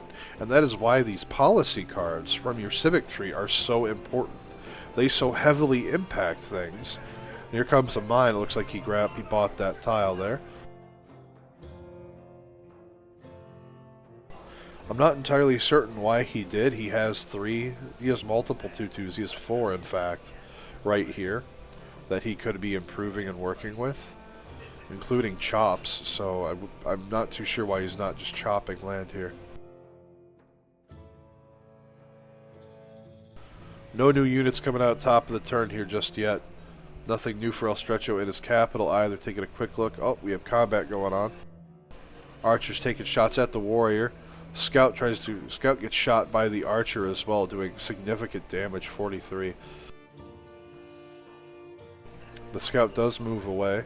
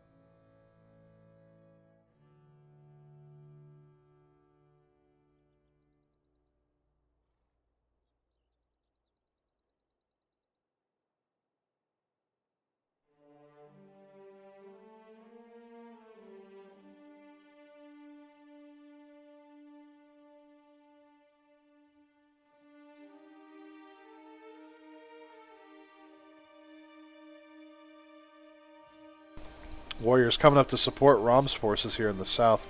Rom not really dedicating to any militarizing right now, just focusing on his economy. Has another settler coming out. El Stretcho makes an archer back at home to scare away these scouts, and it does exactly that. Builders running back to go improve some more tiles back home. More warriors coming out. Archers are still poised on their hills. This one actually moving up and around to get onto the hill to shoot at this archer. Some excellent unit positions here from Agathy, doing a good job covering for his archers. This one is rather exposed, and he's going to realize that once he knows this warrior's here. He can see it from the other hill. Archers taking shots onto the Rom's warrior, and they do get killed off. He needs to get another warrior into this tile, though. He has to be guarding his troops. These archers are very important. He needs to keep them alive, and if El Stretcho first moves this warrior next turn, it is going to die.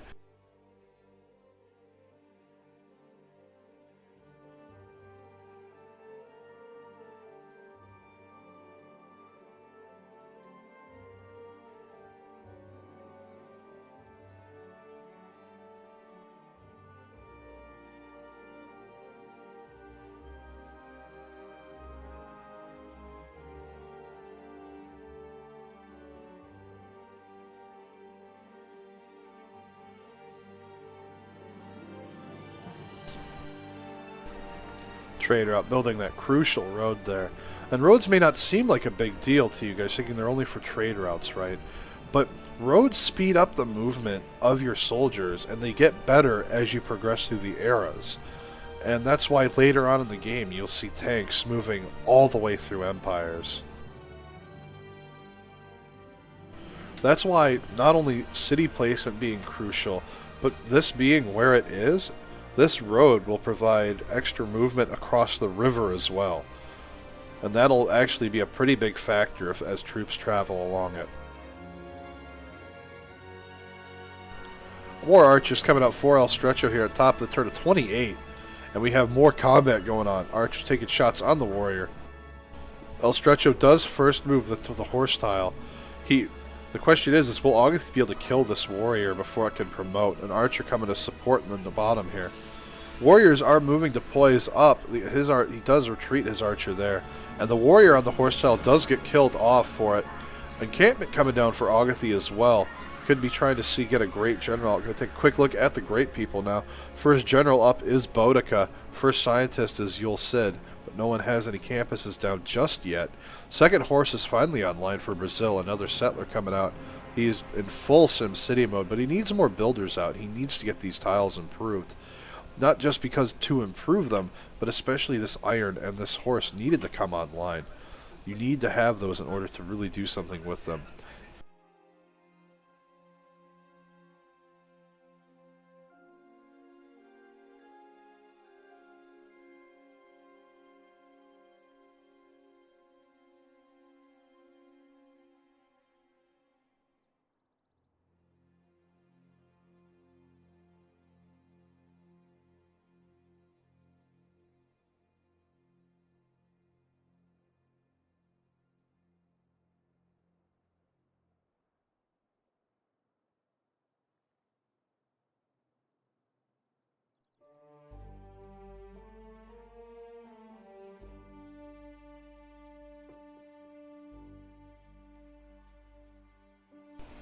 Builds are coming back to Jeddah here to help work some of these tiles to really up its production.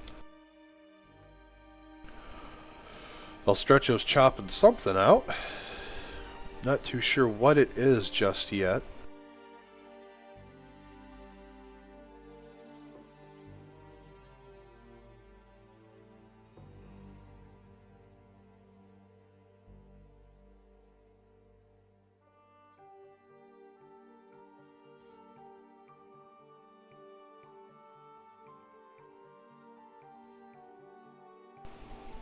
Top of turn 29. More archers coming out here. Remember, these do have +5 combat strength being on America's continent. These are going to do quite a bit of damage to these warriors, especially the archers if they get shots off. However, Agathy's archers are doing considerable damage to their forces, but he is contained, so they have succeeded there. El Stretcho up on 4 cities now.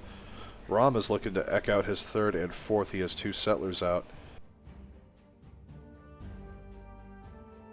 Meanwhile, in the east, Brazil just kind of keeping tabs, has scouts fortified in key areas, and this one's just sitting there for now.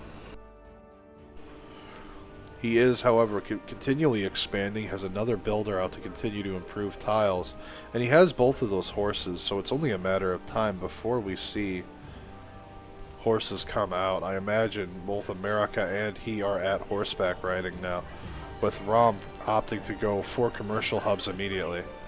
Going to fund America's war for this.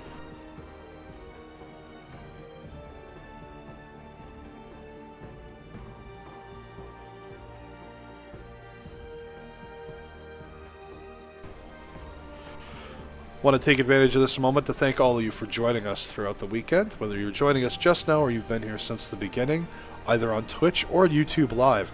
We really appreciate your viewership and support. And I really appreciate you taking the time out of your day to cheer these players on as they fly the flags of their communities or clans to show their dominance throughout a series of events, whether they're free-for-alls, duels, or team games like this one. And a huge thanks to everyone who's donated over the weekend to the Extra Life and Children Miracle Network charities. It's been an absolutely wonderful cause, and it's been a great weekend for it as well. They just do so much for children and families in need, whether they're helping pay for treatments and surgeries in the emergency room that have saved countless lives, as well as treatments for children with cancer, autism, and even diabetes. A huge thank you for that. Coming into turn 30 now, we do have the first horse from America now, and as they see the combat strength of the cities increase from the horse being out in the field now, they will know it is coming. Only one horse, though, for the time being. We need some military support from Brazil here. We need to see those horses. He could just run units like this archer down like dogs if he gets them out, but he needs to get them over there as well, and that could be a problem because he can't send them one at a time. He has to send them at least in groups of 3 or 4 to get anything done. Archer steps up and takes a shot on the fortified archer of Agathy. His archer does return fire. Archer steps up to provide fire support on the fortified warrior. Encampment is down as well.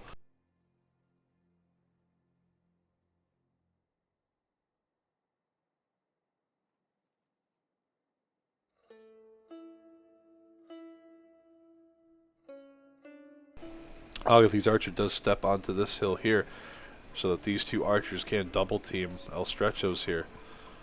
Rom does retreat his injured scout here, leaving this one fortified to block the pass.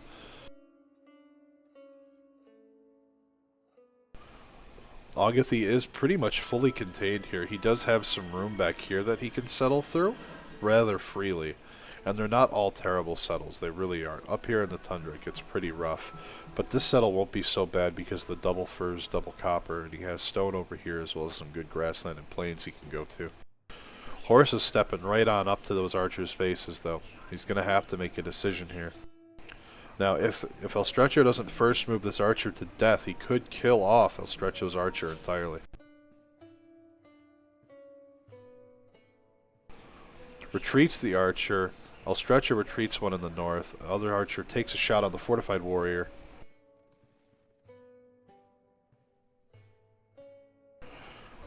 However, this horse does chase down the retreating archer here to the left. He pulls down this warrior from the encampment.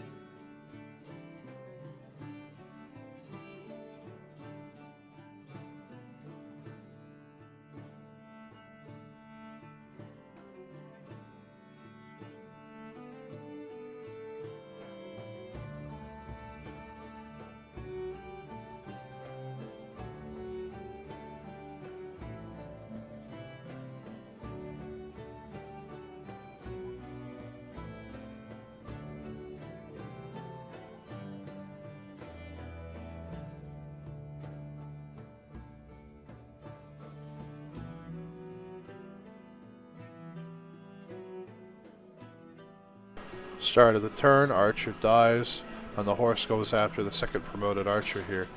It does retreat into the city. El Stretcho's archers just taking shots at these fortified warriors.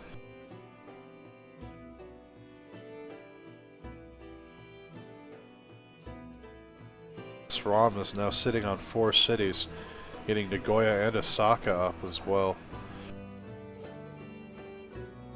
Brazil has hit Classical Republic for his government choice, and he's getting city number 5 out. It looks like he has no intention of sending any military aid to Agathy at all.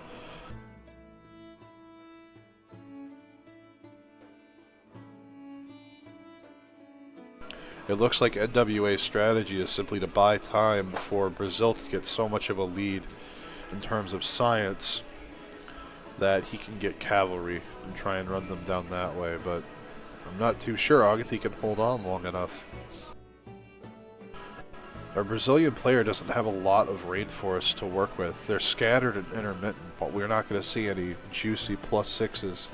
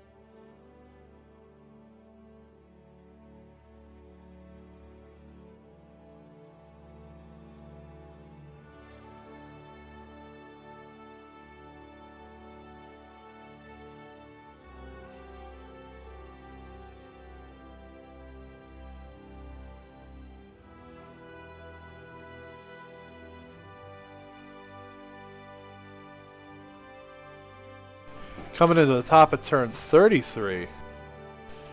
No new units popping out.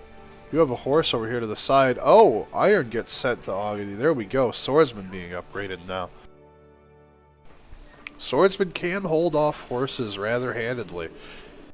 But again, Augity is effectively contained at this point.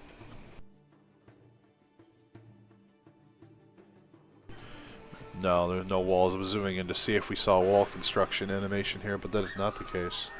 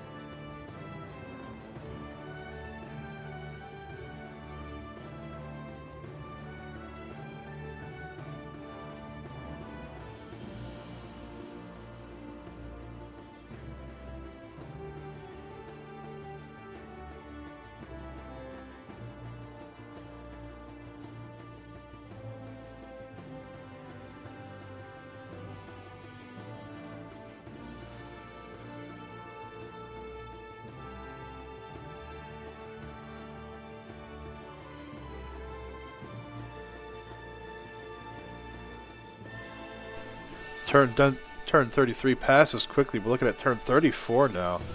The sword promotions for Augity are going to make a huge difference. City Strike jumps to 31 at home. Needs to fortify those swords or start killing these units off. However, more horses from El Stretcho are coming through here. This warrior is badly hurt. Looks like he should retreat it inside the district here. Encampment, I'm sorry. Needs to get these units promoted and healed up. More horses coming around the north bend. Rom sending a trader out to Boston here to build that road.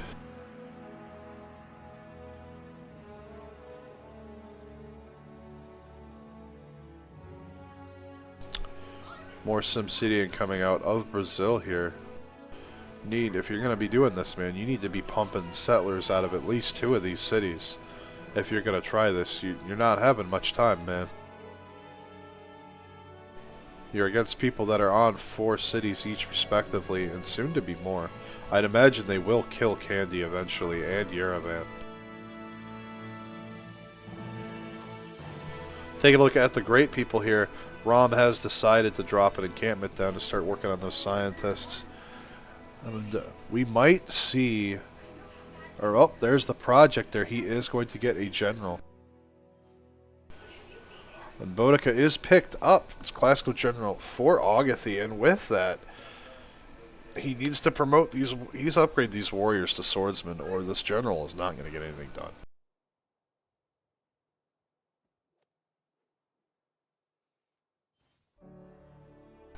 And speaking of which, there's another one getting upgraded.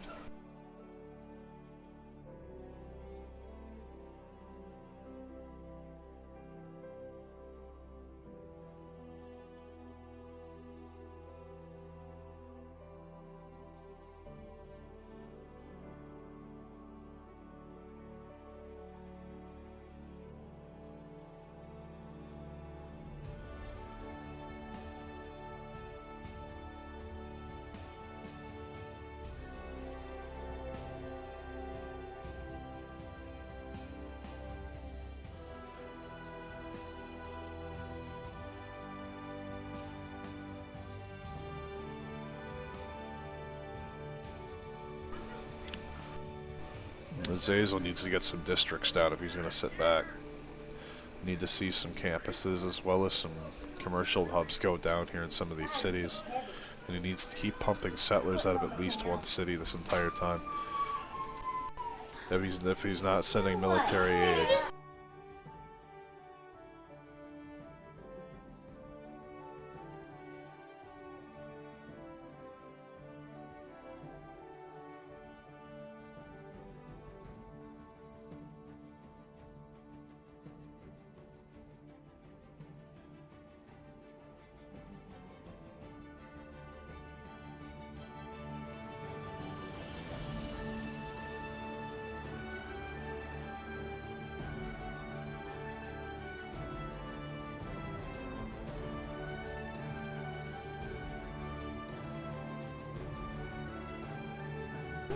Alright, coming into the top of turn 35 now. More horses coming out for El Stretcho here. Does upgrade this wounded sword. Oh, the encampment does get taken out though, and the sword dies immediately as a result. General gets kicked back to the city center, but it is still applying to these swordsmen. Does need to get this one fortified up. And El Stretcho will spot Jeddah in the background now. That being the case, he is starting to throw these horsemen at these fortified swords. That sword does get a promotion, however, and be much harder to take down as a result. Commercial hubs are online for Rom as he's continuing to build tall on his 4 cities. 5th city should come down shortly for Brazil. Other than that, not much going district-wise for him just yet.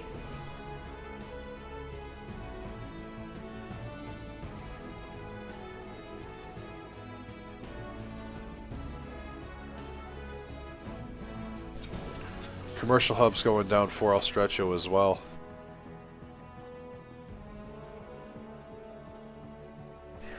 Iron is in Osaka there. It's not yet improved and online, but it will be in the near future, I would imagine. Iron was in the capital for Agatha as well. So there is 2 iron between both players.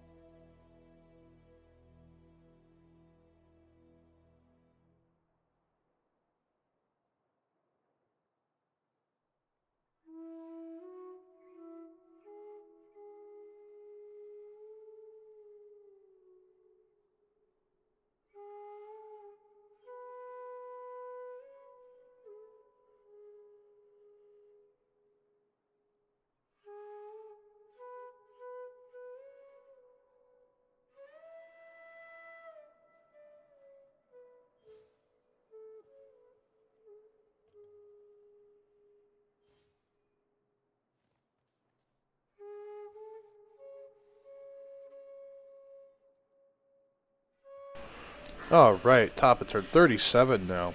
El Stretcho's trying to close in the distance here.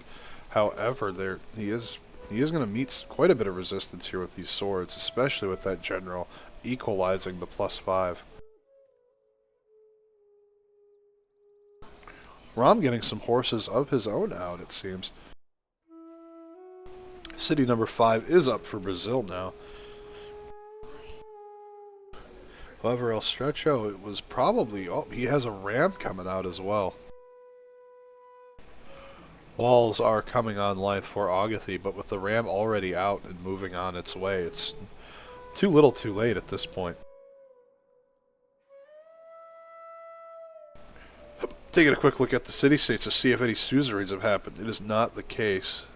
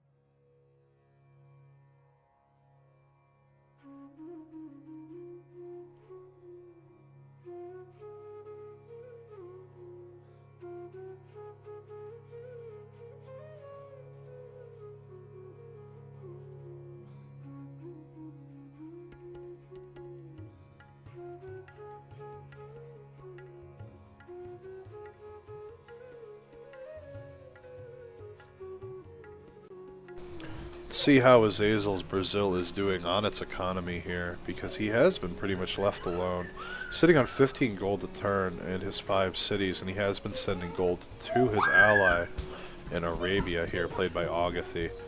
However, taking a look at El Stretcho's America is still positive in gold at 6 a turn, even with his standing forces. Rom's Japan, building a little bit taller, is sitting on 22 a turn and 168 gold, definitely making the most of their situation there. We are, however, at the top of turn 38, and we have more combat ongoing. Walls do come up, and they are taking shots at some of the units around here. There is time before the ram shows up that he could take a pretty good advantage out of. However, he's going to have to do something here because he will eventually lose this iron. I don't imagine El Stretcho will let that go unpillaged until he can comfortably take the city. Archer takes a shot onto the horse with no movement left.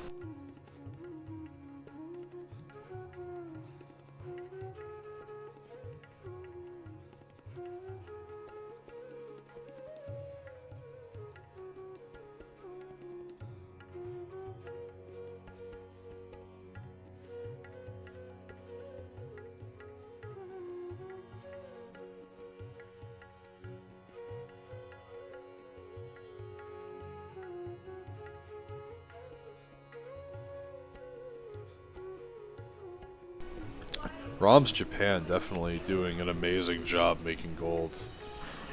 And only having this one luxury here that provides gold other than the commercial hubs themselves. Definitely doing an excellent job with his economy and managing his citizens within the cities.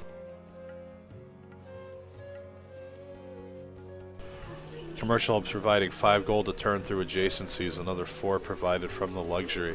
Definitely doing an amazing job there.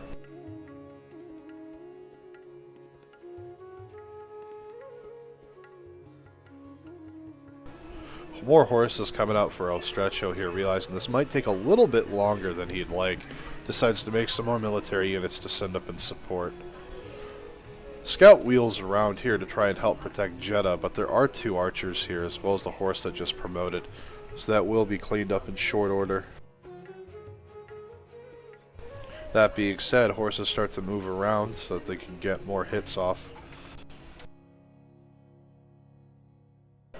Any of these horses that attack this sword, they will have +6 combat strength because of the flanking. However, that sword does have +6 for being on a wooded hill, and another 6 from being fortified, so that bonus will be negated. The archer here is cleaned up by this horseman, as well as the scout getting picked off as well.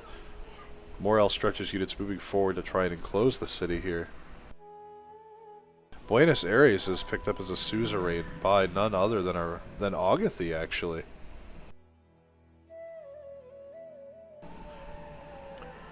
So Buenos Aires will be providing amenities to Agathy there in the form of his bonus resources, which at the present includes stone and wheat.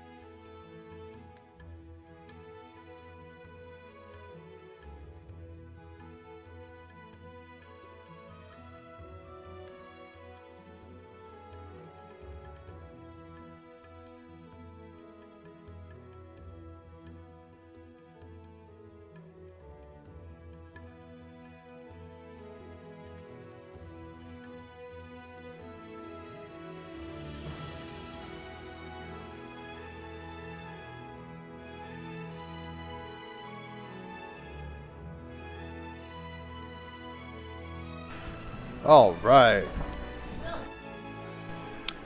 Coming into turn number 40 already.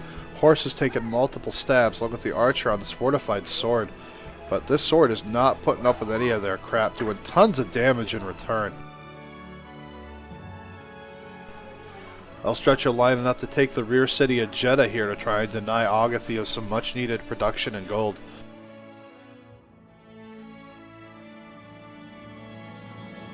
Yes, this is a 2v2, and as you can see, the starting positions had El Stretcho here, Ram is down here, Agatha is here, and Brazil is out here.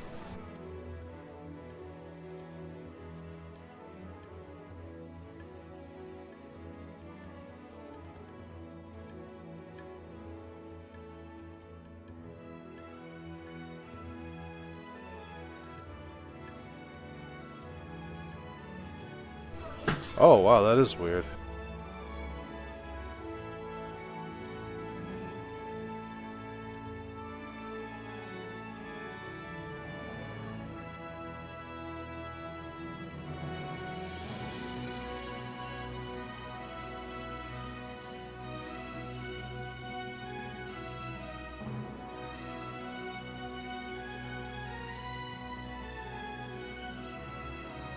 When El Stretcho tried to attack out with the horse in the encampment, for some reason it attacked the walls instead.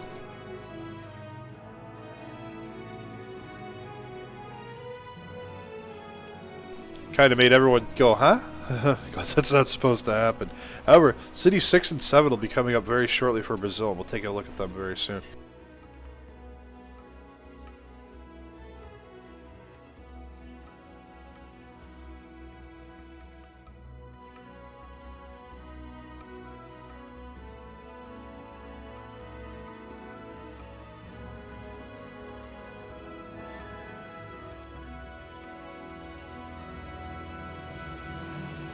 Taking another look over here, as I was discussing, settlers number 5 and 6 are counting, or I'm sorry, 6 and 7. I can count, I promise. We do have a horse out, probably for an envoy quest though, since he hasn't really done anything to militaristically attack El Stretcho yet. It's just in full city sprawl mode here and is really trying his best to build up his economy, but compared to Ram's Japan, he is quite behind. A second battering ram coming out for El Stretcho here, just in case the other one dies. And there goes Jeddah falling right there. Spearman coming out for Agatha to try and do some damage. Iron is pillaged, rewarding El Stretcho with a little bit of science there, as you saw. It's going to take quite a bit to push these swordsmen out. He's going to need a lot more archers to come along to shoot up into these hills.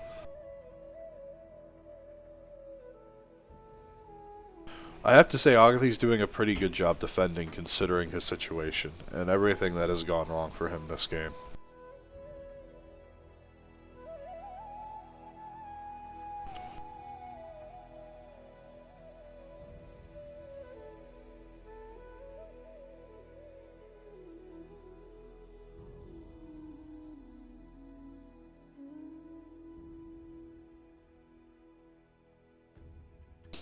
If you're wondering why he can't repair his encampment, it's because the walls got hit.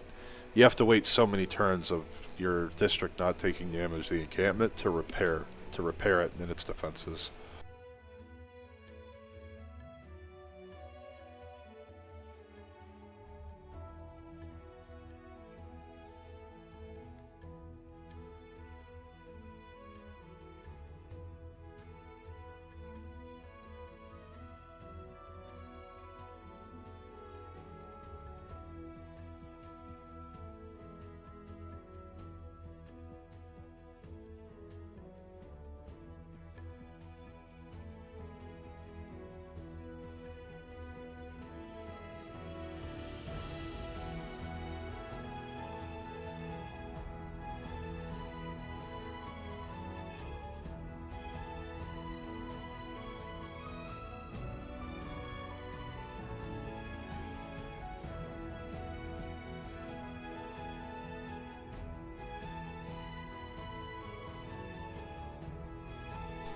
Trying to explain to Agatha that when a unit hits a city or an encampment with walls, part of that damage is still transferred to the district or city, the city center directly, but most of it is taken on by the wall, and that's why the trigger for a hit on the district is preventing the repair.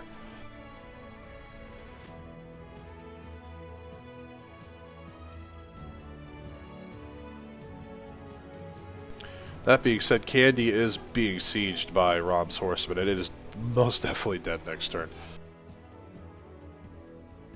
As expected, Candy will fall, and I expect Yerevan to be taken as well.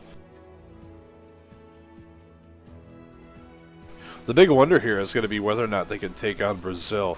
And honestly, Rom's economy in terms of his gold production is significantly higher than Brazil's at the moment, because Brazil hasn't really been doing anything with districts. A bunch of builders coming out for Rom here, really improving his tiles and making the most of his cities, since he's only working on 4, soon to be 5. El Stretcho's forces recovering from the combat at Jeddah. He's moving things up, takes out the walls of the encampment. It is moving to secure those tiles. Another ram is coming up here, though. Candy does fall right there, and Rom is now sitting on 5 cities.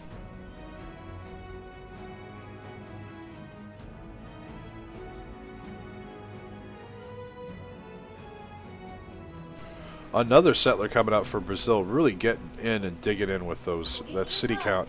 He does need to make districts, though. He needs to start building tall, because his other opponents are building a little tall while they go wide as well. He's going to be very hard pressed to combat that economy. Scientist is picked up by Rom, as well as the merchant. The next merchant is going to be Marco Polo, and the scientist will be Hildegard.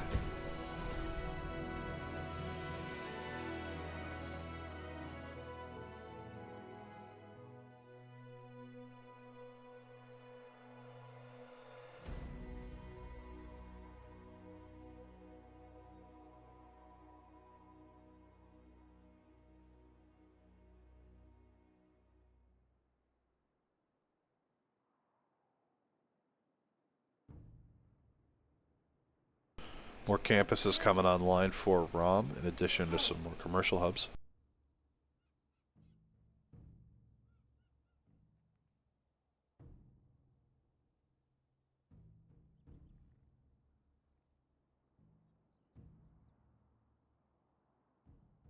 Sixth city is dropped by Brazil now. Number 7 and 8 are on the way.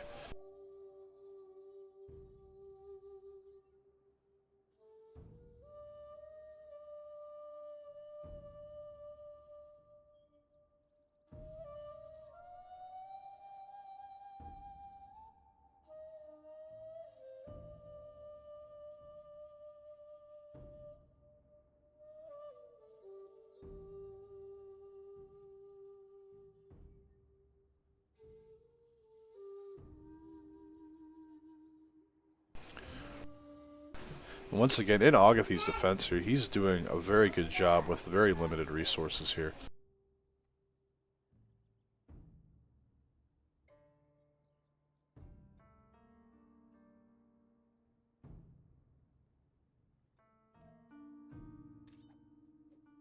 Coming to the top of turn 42 now.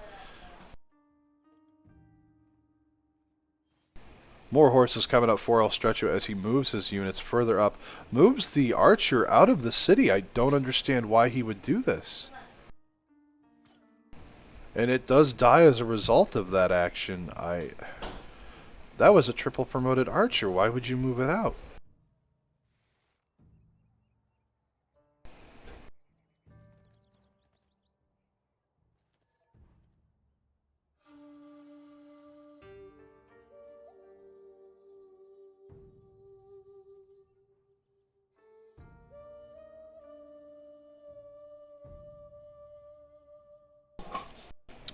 Rom here focusing on using Crassus here to claim that marble tile out for his capital, getting that free luxury added in for himself.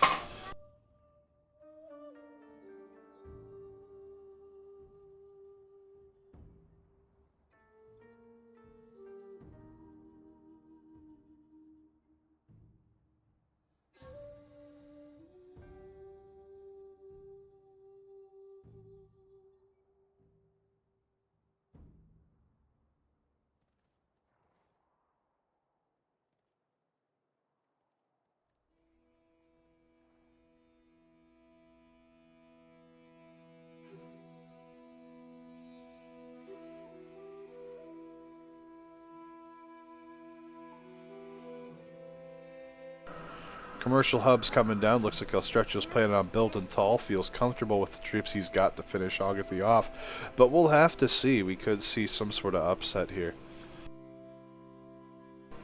He is going to have to retreat this sword into the city, though, so that he can increase the city strength here a little bit. But once this battering ram gets over, it's going to be a really hard struggle.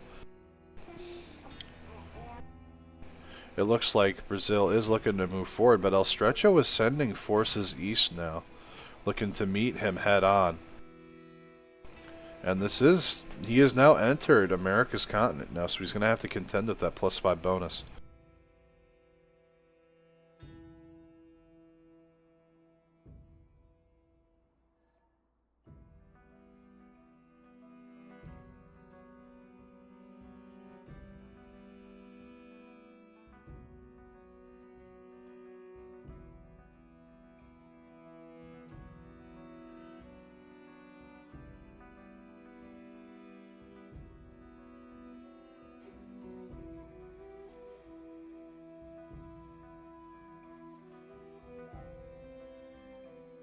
Agatha just informing me that the stuff that we're looking at as a bug with that encampment and whatnot, he's put over to the bug report channel so that we can look it over, get it all put up, because we try to send bug reports to Firaxis and 2K on a fairly regular basis, and we try to really flesh them out and compile them so they actually have something to work with, not, hey, shit be broke, yo.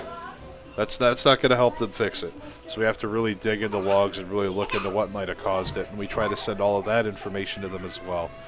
And because of that, you know, we really do try to put a lot of effort into this and really try to make the game great and help out however we can. We're not official bug testers. We're not officially supported by Firaxis or 2K in any way. But we do try our best with what we can do.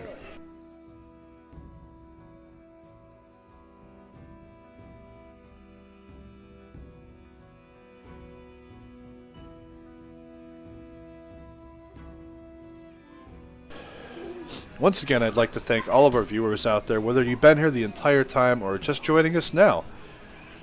Really do appreciate you taking the time to come out and support not only me as a streamer, but also these players as well, as they're flying the flags of their clans and communities, really trying to show who is best across multiple events, where it's duels, free-for-alls, or team games like this one. A huge thank you to all of you. And a special thanks goes out to everyone who's donated to the charity event throughout the weekend for the Extra Life and Children Miracle Network. They just do so many wonderful things for families and children in need, whether it's paying for treatments and surgeries in the emergency room, with children with cancer, diabetes, and even autism. They just do so much out there for kids and families in need, and it's a wonderful cause.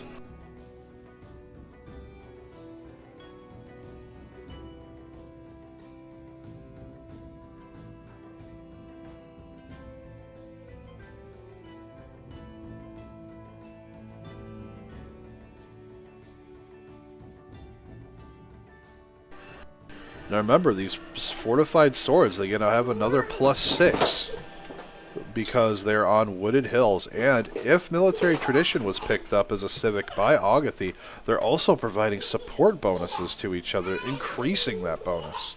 So it could be quite a while before Agatha falls. He's buying a considerable amount of time.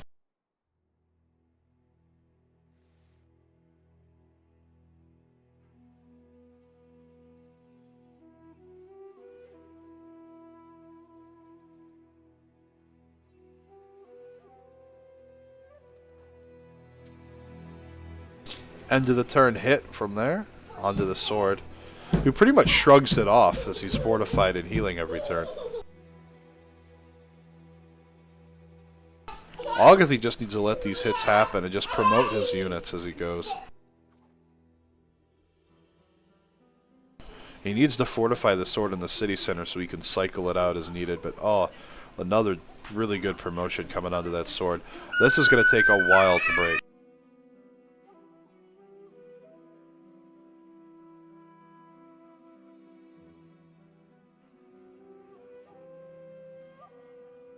Battering ram touches the city and takes a huge chunk there off the wall. Another ram coming up behind, so even if he can get rid of that one, there will be another right there.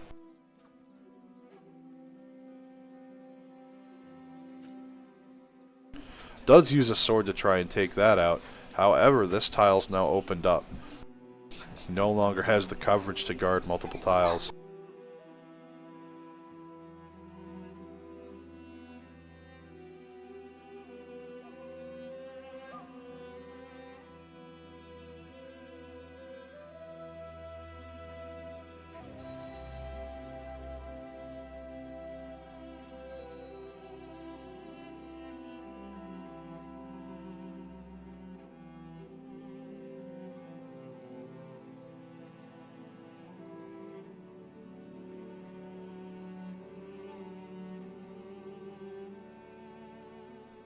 Taking a look at Brazil, it does settle that city down right there. Another settler moving up. Looks like Brazil is trying to settle in towards El Stretcho here. But I'm not too sure what exactly he's hoping to accomplish. Some districts finally going down, some commercial hubs. But not that many, only the one.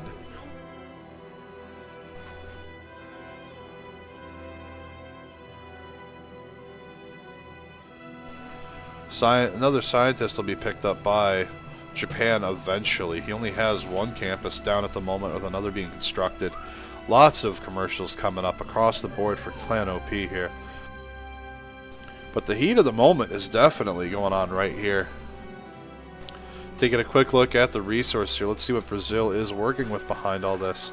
Sitting on 10 gold a turn and 169, while his partner in Arabia here is sitting on 2 gold with 1 a turn, spending his to get units out as best as he can. Meanwhile, El Stretcho's America here has actually got the Shrouded Turin relic from a goodie hut, is making only 5 gold a turn, only sitting on 73, while Japan here is also at 210 at 20 a turn still, really going strong, having worked on his economy.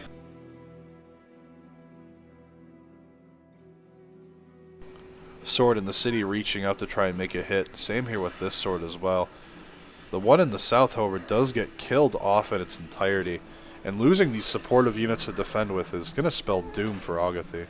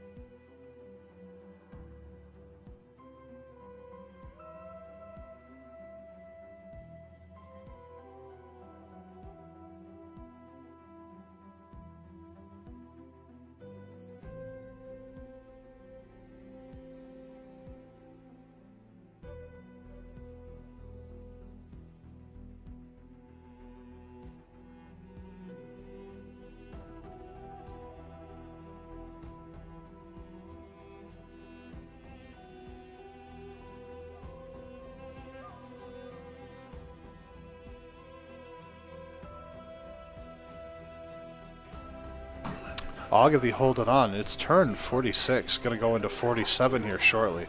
He's gone a lot farther than most people would have in this situation. And some of the small things that look like, oh, that wasn't that big a deal, but the small things you do with what limited resources you have add up. And in his case, it's added up to many turns of holding on.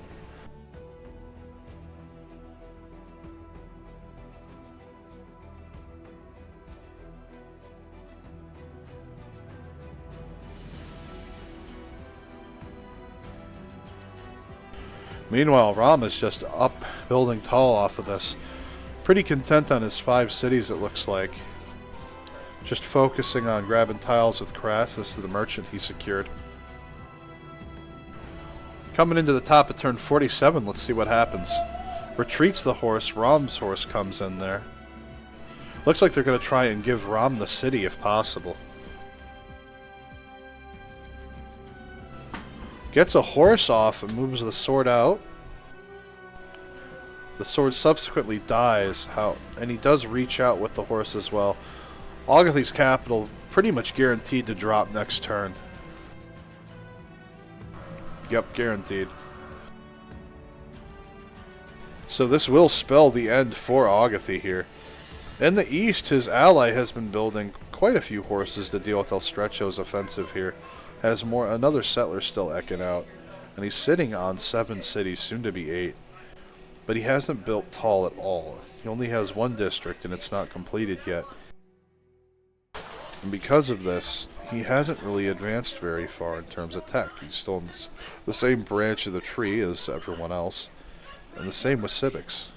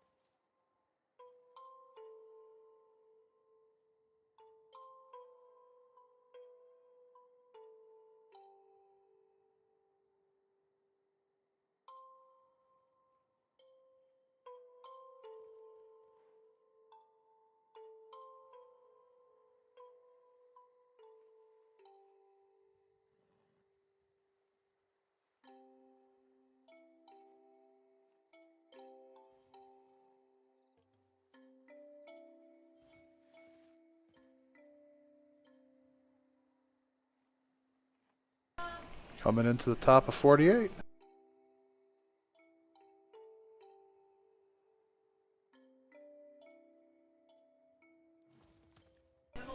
And GG to Agathi.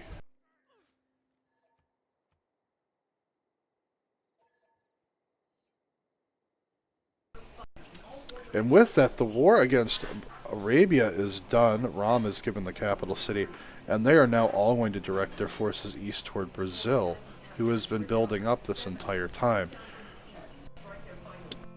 We'll have to wait and see what choices Brazil makes. I'm surprised to not see him go for a night timing, considering all the free time he had.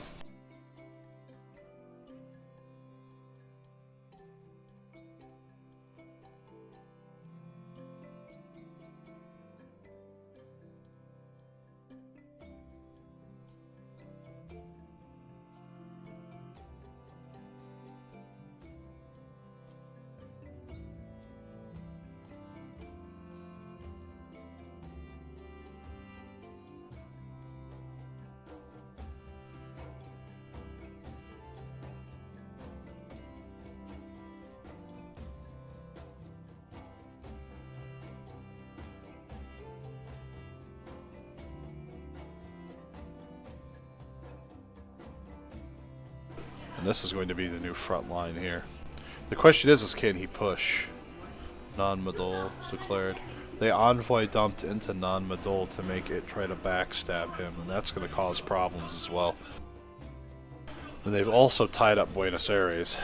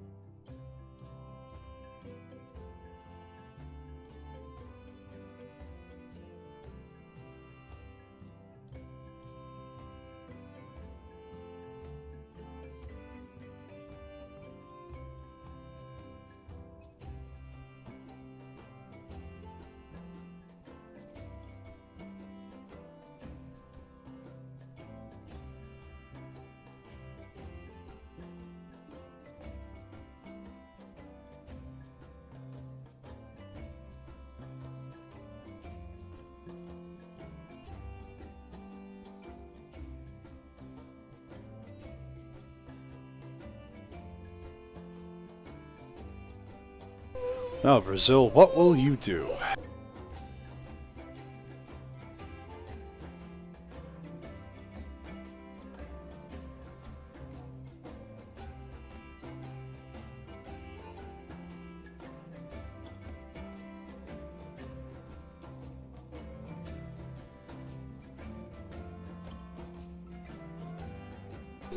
OP's members having 5 and 6 cities respectively against Azazel representing the NWA with 7, soon to be 8. Has quite a few horses out of his own.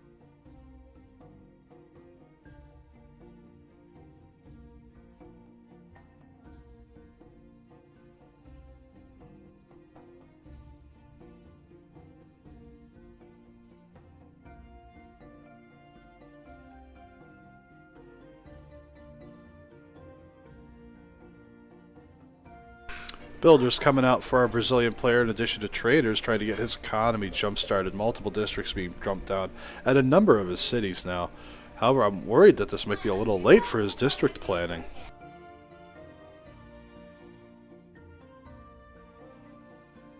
Looking at his land, I think Open Sky was not the best choice of a pantheon.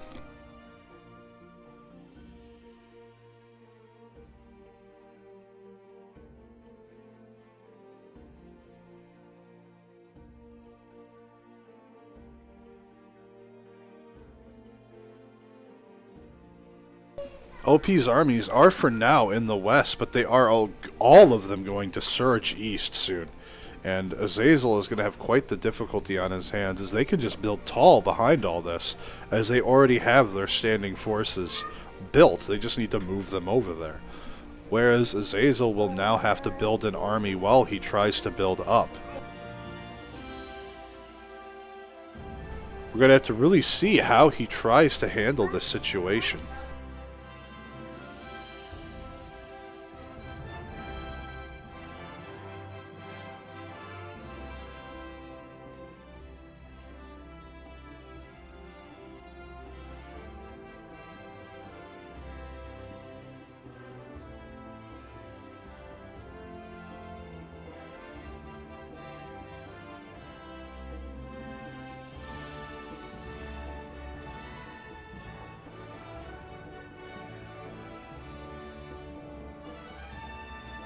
Hey Pizza, how's it going, man? Welcome back.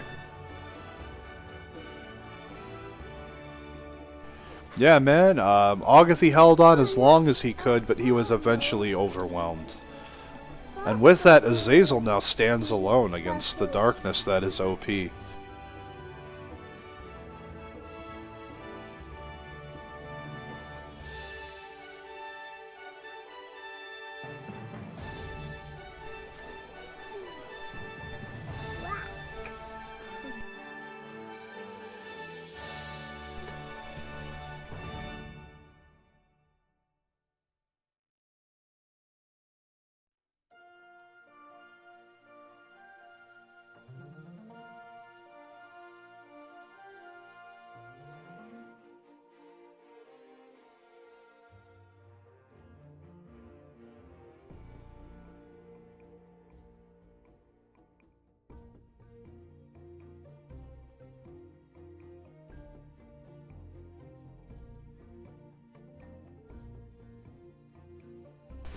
Arabia lost at turn 47.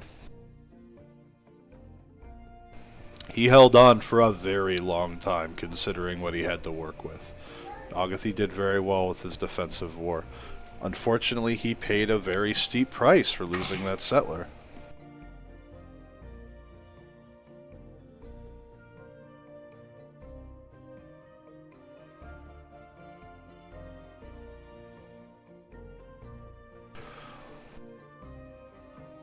That being said, El Stretcho is sending a trader up to Jerusalem to make the most out of progressing his troops forward here a bit. We will need to see a settler or two come out in order to make some cities up here to try and get roads across this river. That will really speed things along as far as their troop movements go. They are trying to sneak some units around here to try and get a good eye on what's going on here with Brazil. They have really no information on him, and Brazil is using a few horses to deal with Nam-Madol's troops, and they will be seeing that as they have the suzerain of it. Buenos Aires, however, is tied up between the players. Rom envoy sunk in.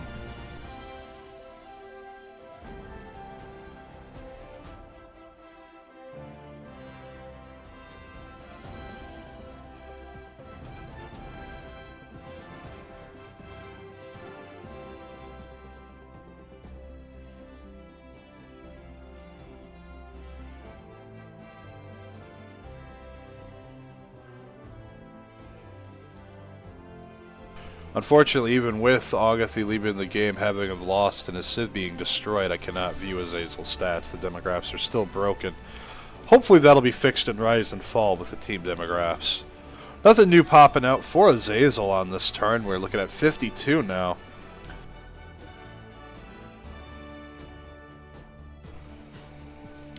Nothing new popping out, just a trader or two. And a couple builders coming out, districts being worked on in the background by these newly conquered cities.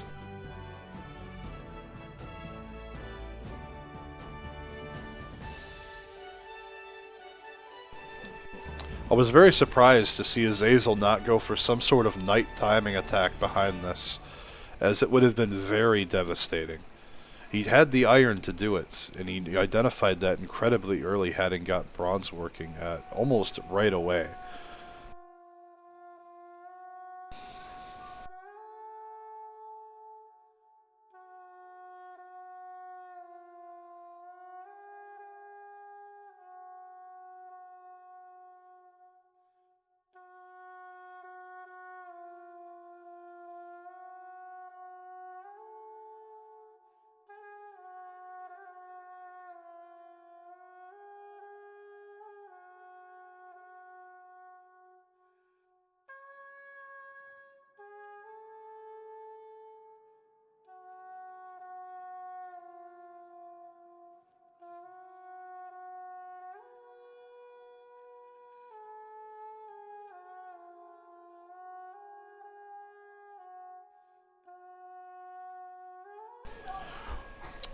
Azazel sending an additional horse to reinforce the 3 down here. He'll probably just conquer Nam-Madol in its entirety.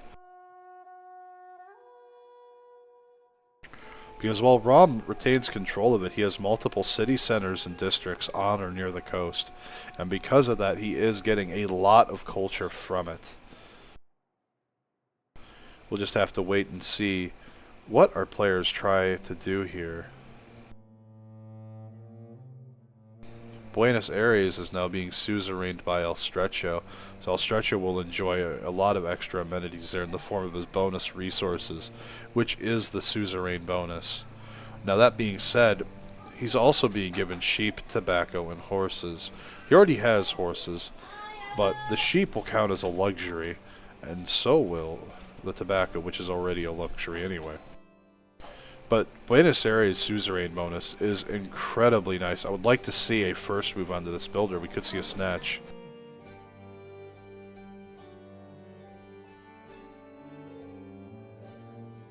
And doesn't. Skirts it away instead, looking to scout more information instead.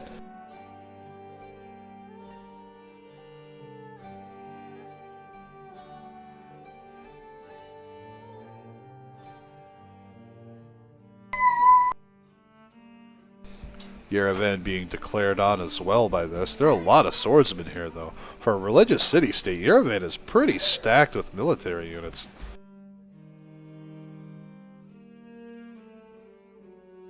OP definitely having the upper hand here in terms of their economy and their situation. Hildegard's still the one up for grabs, but Rom is now up to 7 science points a turn. Brazil only sitting on 1. And no one contending him for the merchants either. If Marco Polo is picked up by Rom, the trade routes for that city will provide +2 gold to both cities in addition to what the normal trade route would give. So OP's economy is going to boom because of this.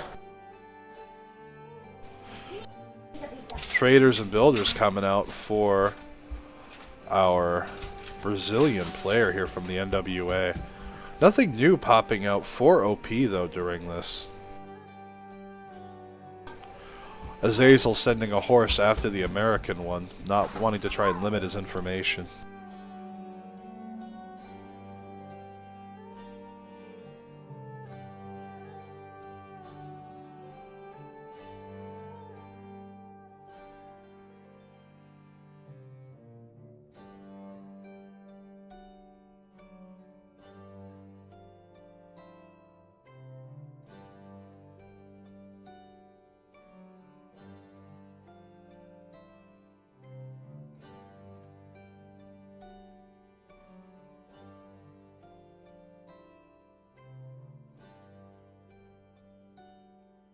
Taking another look at our players' economies here, we're going to take a look at Azazel's first.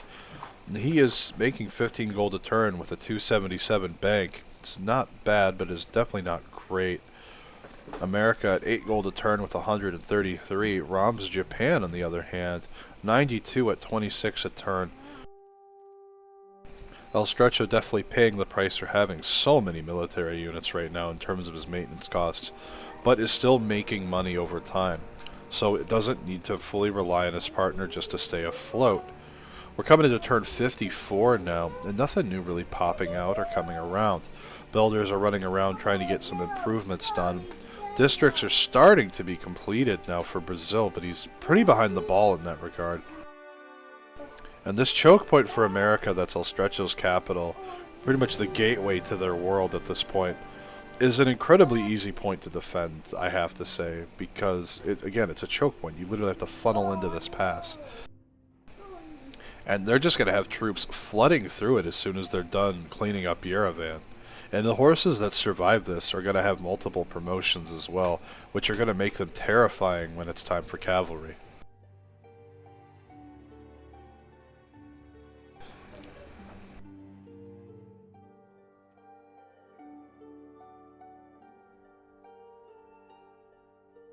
It looks like Azazel will be conquering Non-Madol in the end after all. He is trying to clean up the remaining forces now. However, all these warriors and the archer from Buenos Aires are going to come after him as well. So he's definitely going to be busy.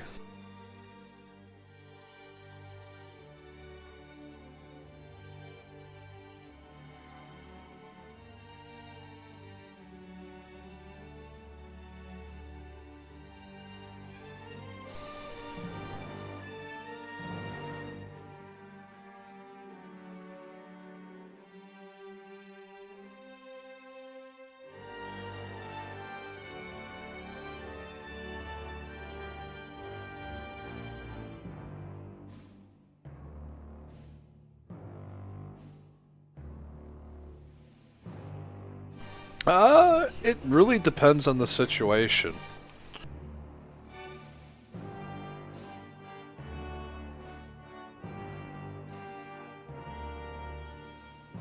Yeah, you would need to see battleships, Pizza, in order for them to have any effect on even the ones that are near the coast. How often do people win 2v1s? Not that often, but I have seen it happen a lot in the free-for-all games, where a player just completely outwits his opponents. But in free-for-alls, you have a wide array of skill in the players, because it's literally a bunch of random guys coming together and enjoying a game within the league. Now, in this, all 3 players are very highly skilled. So because of that, it could go either way. I mean, the second free-for-all match that I cast Friday, I saw a player who I had never seen before, really. Hadn't been in the league very long, hadn't won many of his games, but he turned everyone up on their head and ended up winning after an incredibly grueling match. It was literally at the balance of the edge of a knife. So I would be prepared to see anything happen at this point. We could see an upset here.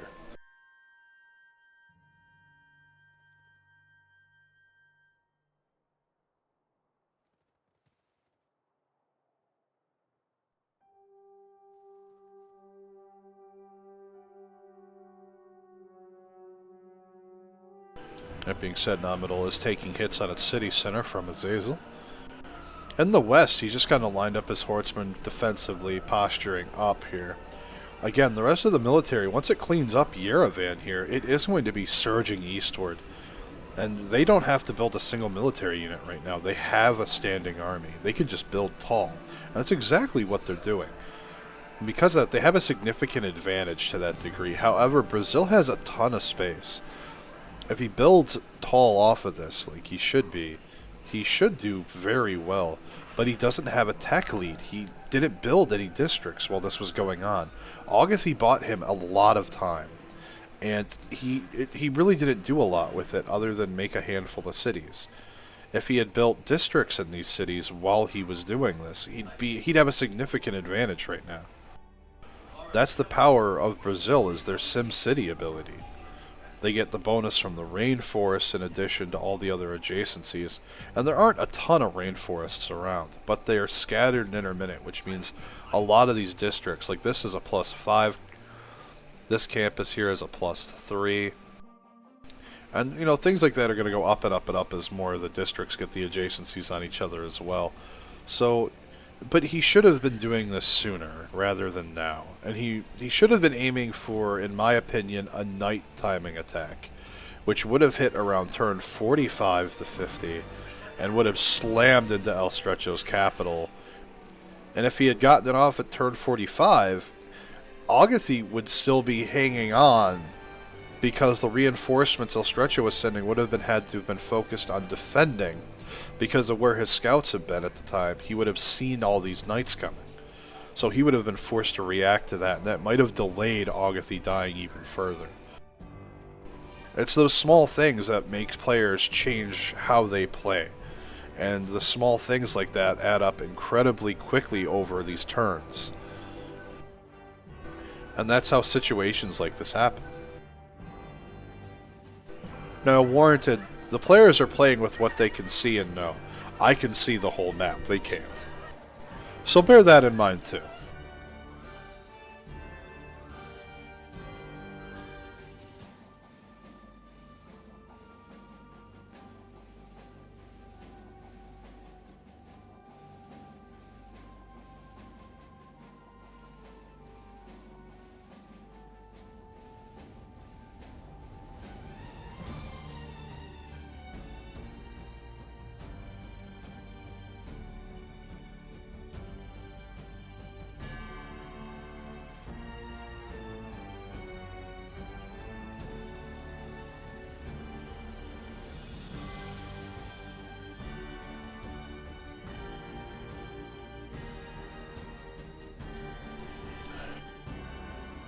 Oh, definitely. There's nothing easy about what's going to happen here for either side.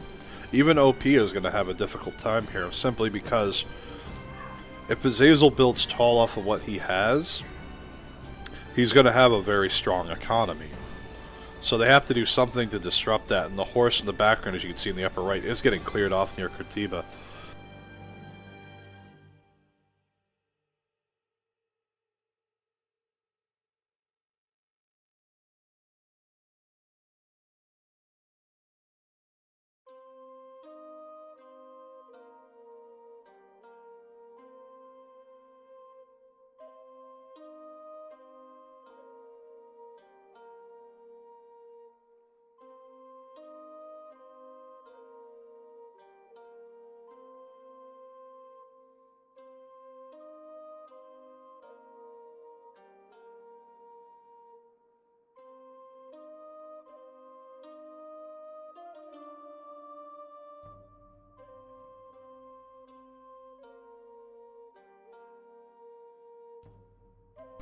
Taking a look now at Rom's land.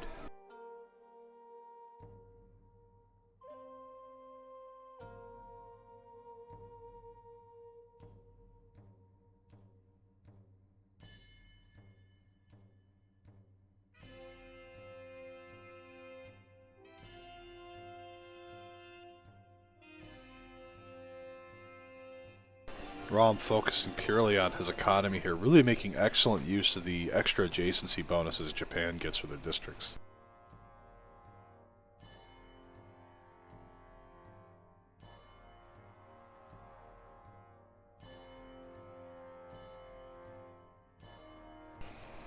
A lot of excellent things happening here. Yerevan did get walls, but Rams were already ready, so those fall almost immediately.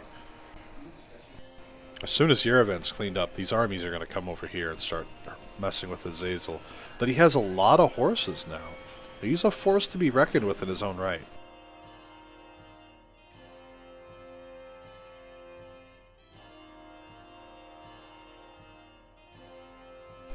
However, he currently has nowhere near the science required to really be going for Cav. He needs to be getting ready to do something with knights here. It's going to be a couple turns before non-Madol falls. Rom's horses are heading east. El Stretcho has a settler now heading east as well. So we're going to see just exactly that. Another city set up for a road to be established to cross the river quicker.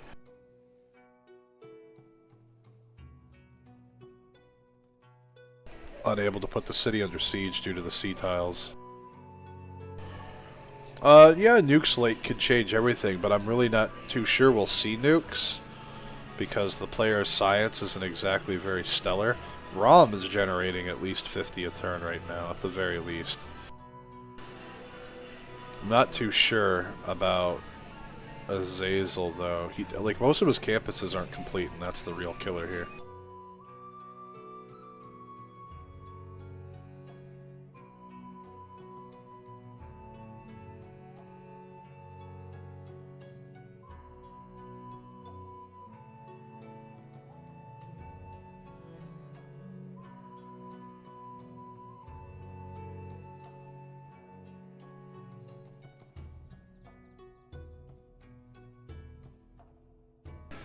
However, they are lining up their horses, showing Azazel that they're not scared. They're coming for him. Honestly, Azazel should be keeping his horses over here and should be killing these off as they arrive. Because they're sending them in a couple at a time. He should just kill them off. Don't let them build up their forces in bulk. He's already ready in bulk. He should be killing that archer off, getting the scout killed, killing off all these horses as they show up. Make them pay for that mistake. And again, it's easier for me to say because I can see everything. But he's seen these arrive a couple at a time. He's on the hill. He can see out here. He knows nothing's there yet. So he should be picking all this stuff off. He could definitely swing around and flank it. I don't see why he's not doing it.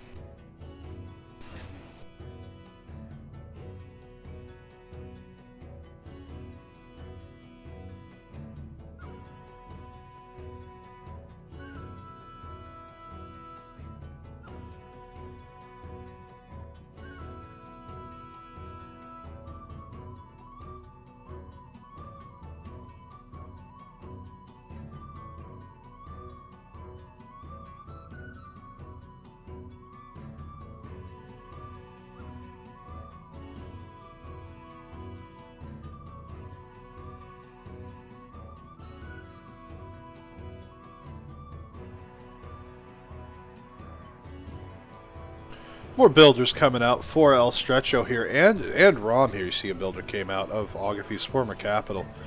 As well, tons of builders back home as well. Looking to get tons of good improvements out, getting all these tiles worked on, some chops. I'd like to see some more settlers out for Rom as well. Some really good settles along the coast here he could take, especially having the suzerain and non-Madol while he does, making the most of that free culture he's enjoying. Buenos Aires, on the other hand, still belongs to El Stretcho and has tons of military units out.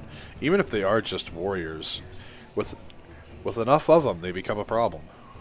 However, these mountains here are providing quite the safety net for Azazel. But they will eventually end up finding his units and seeing his borders and going for it. Yerevan will be falling next turn. There are still plenty of good settles here on this little, I guess you could call it an island, but it's not an island. It is technically connected here.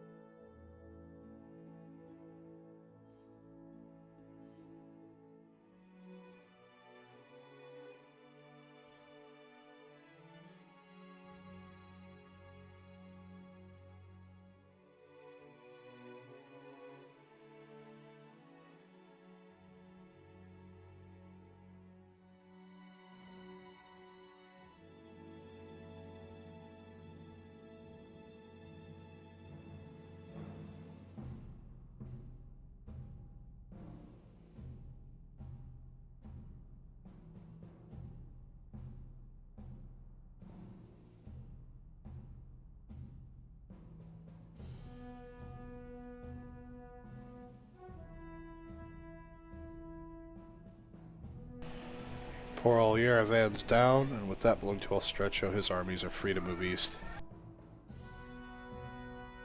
Wow, Nombadil's galleys really come a long way.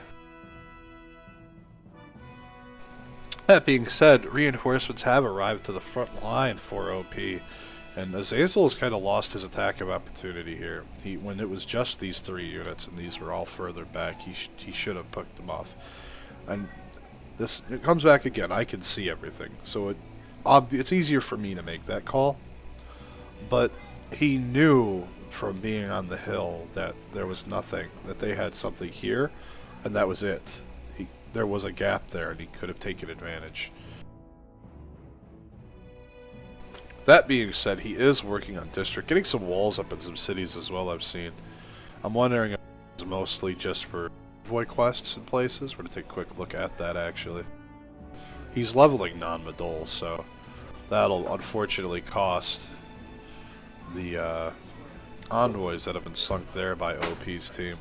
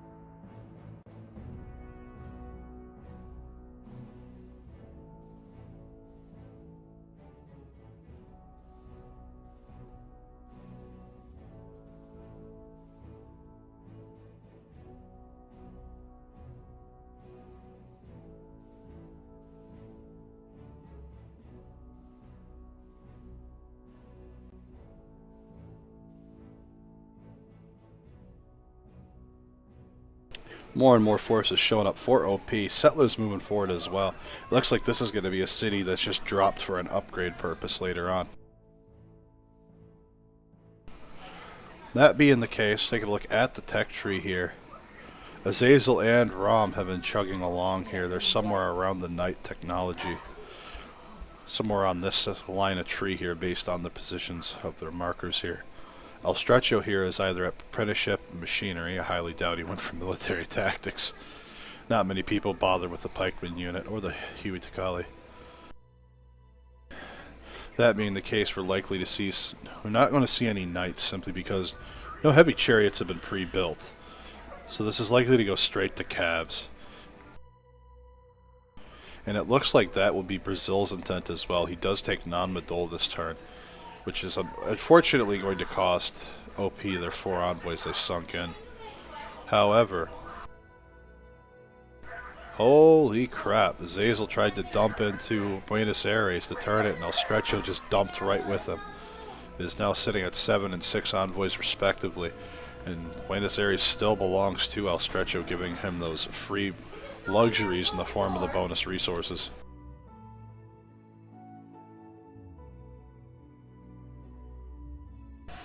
That's because if you look at the pikemen, strength of 41, it gets plus 10 against cavalry units, so 51 strength, right, against cav.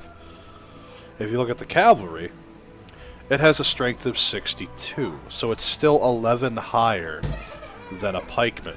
Pikemen also move much slower. That being the case, they can't maneuver enough to really engage with cavalry effectively, even with the combat strength bonus they receive against cav class units. Another reason the cav meta is so strong is because you upgrade straight from horses to cavalry. There's no in between, which is a bit of a problem with the system in my opinion, but everyone has their own opinions on that. Now that being said, in Rise and Fall, anti-cavalry units, the spearmen, the pikemen, and that, they are getting a much better they're getting better bonuses in other ways against cav units. We don't have all the details, but what we do know is that Oligarchy will now apply to all the anti-cavalry class units, because Oligarchy didn't help them before, now it will. So that'll be an extra +4 combat strength that they're going to get during Oligarchy, as well as a card, a policy card that specifically increases production towards anti-cavalry class units. Just like a Gauge is melee and ranged, a card will apply to the spearmen as well now. And yes, the pike and shot are completely destructive against cavalry. They're amazing. I don't have my hands on like a copy of a closed beta or anything like that. I don't have anything nice like that. But from what I have seen, from what the screenshots and what we've ripped apart through the various subreddits and everything like that, the pike and shot will obliterate cavalry. It's going to be beautiful. And what's worse is it's on the tech along the way to field cannons. You're going to get them alongside your bombard tech. So because of where it is located in the tree, you're going to get pike and shots, muskets, and field cannons against cav. And you're going to destroy them.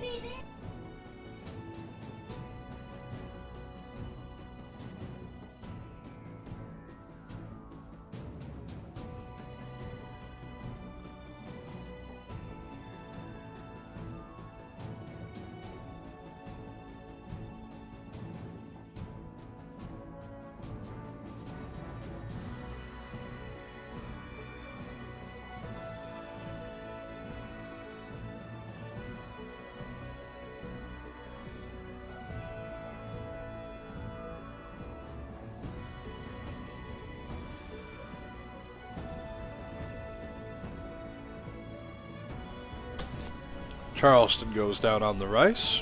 Just slaps that city right down in his face.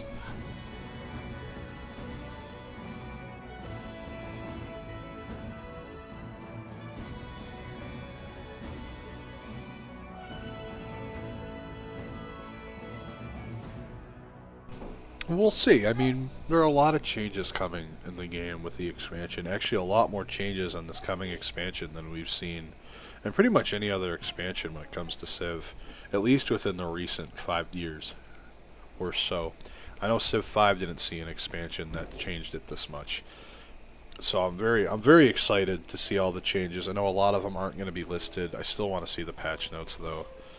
And I'm hoping the patch notes will have more than just what they've announced in the weekly videos and the live stream sessions.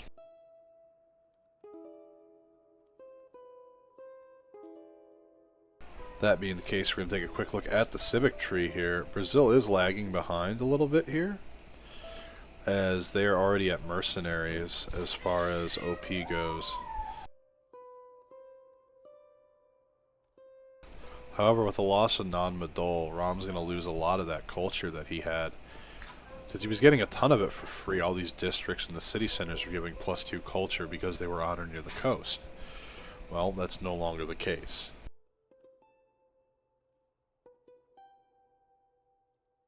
And just as I said, all these horses, now that they've healed up and being fortified and all these units have recovered, they're all moving east, and they're all heavily promoted from the various combats they participated in.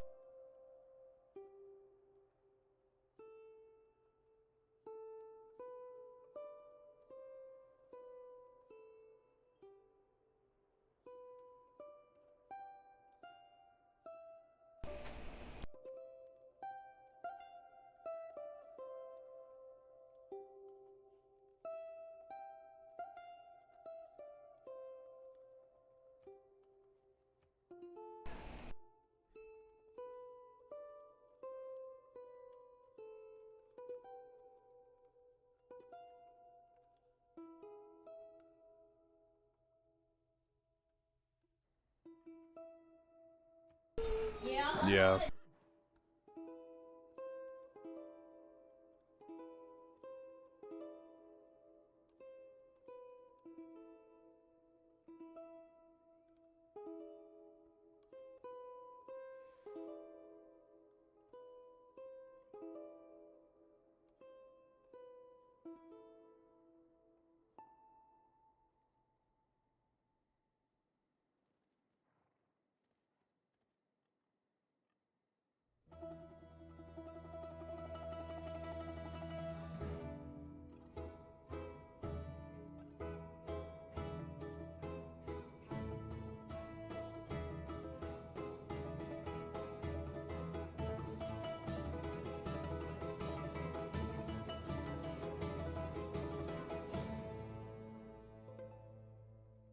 Take a look at the great people now. Abu is picked up by none other than Ram here, and looking at the next one is de Châtelet. And Ram's sitting at 15 points a turn, Brazil at only 4.1, I'll stretch you at 2. Merchant-wise, 5 a turn with 0 coming from Brazil. So their economy in OP is booming from the control of these merchants for sure.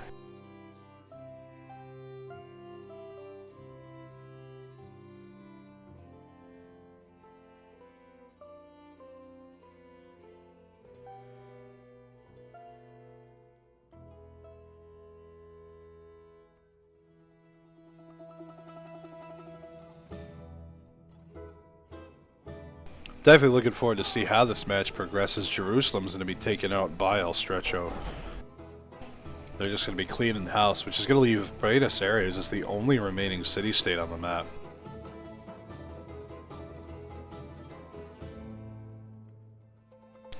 Archer's taking shots on some units across the water.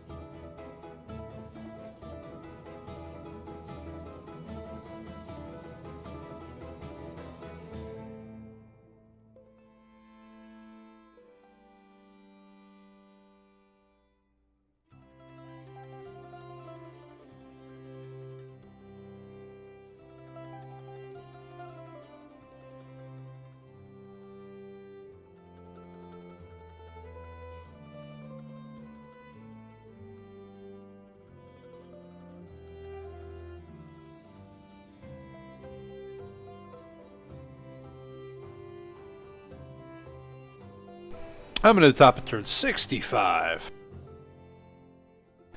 Nothing new going on this battlefront.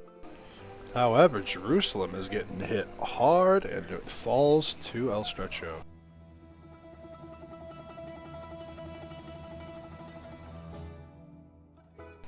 For those of you who are just joining us, welcome to the stream, whether you're watching us over on Twitch or on YouTube live.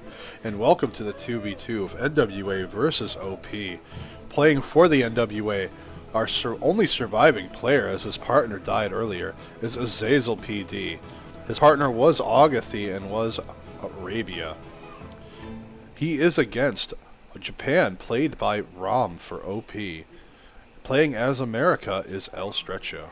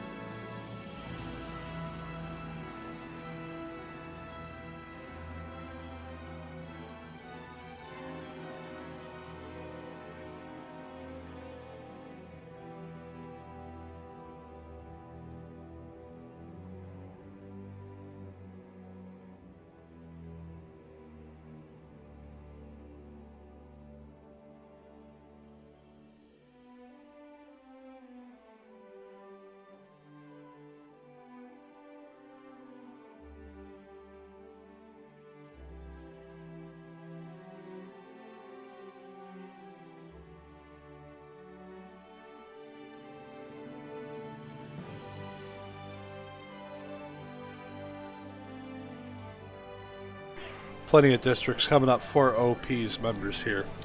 Both El Stretcho and Rom down here. Oh, Rom working on the Coliseum. Going to enjoy some nice culture from that boost. Multiple holy city sites have been taken, so we're going to see some religions come out now.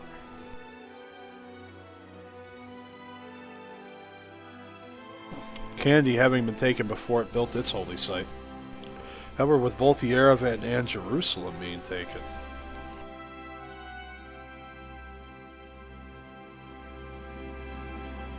Having a shrine as well. I wonder what religious choices we'll see.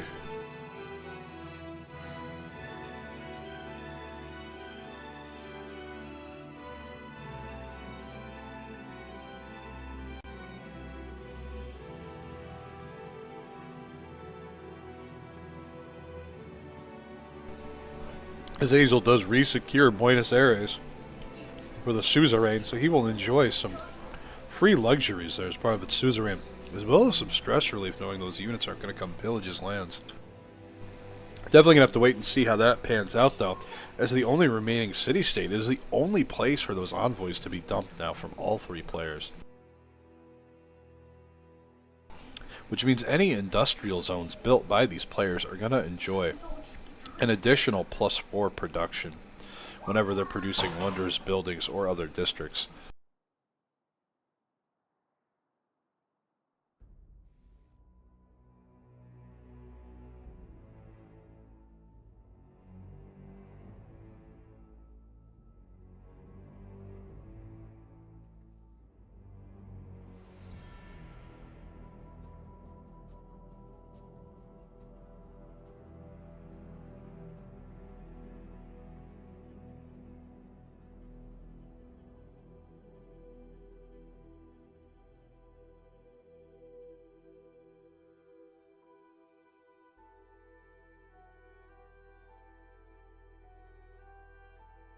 More settlers coming out for El Stretcho here. He's trying to continue to expand here.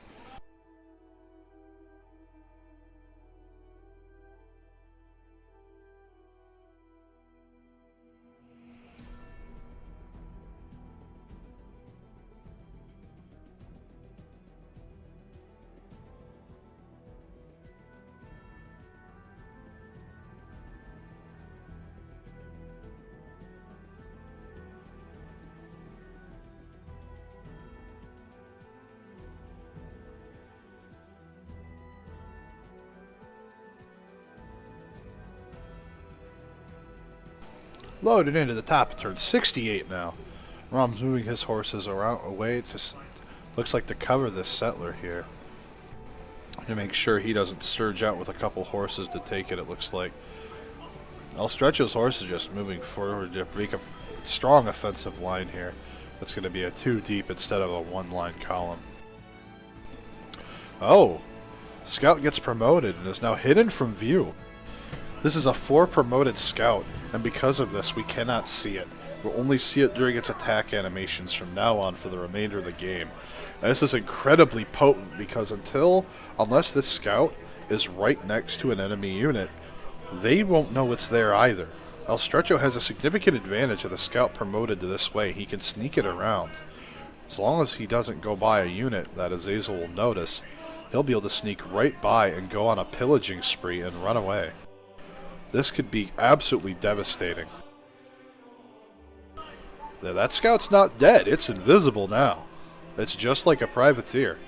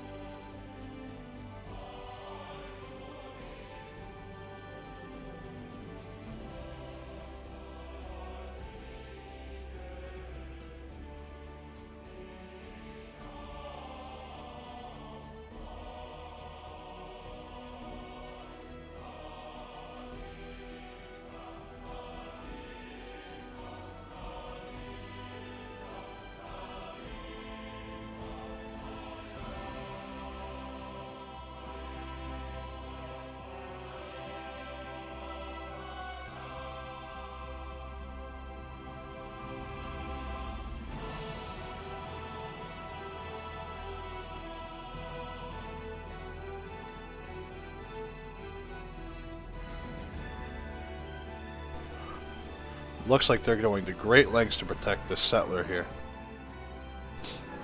Abu is brought up to the front line. And remember, any units within a tile or linked to Abu will get healed by 20 a turn. This is an incredibly potent scientist to bring to war instead of using. Chatelet is passed on, so it will fall to our Brazilian player as to whether or not it will be taken. Looks like the concern is Newton will be next, and they definitely cannot let that fall into Brazil's hands.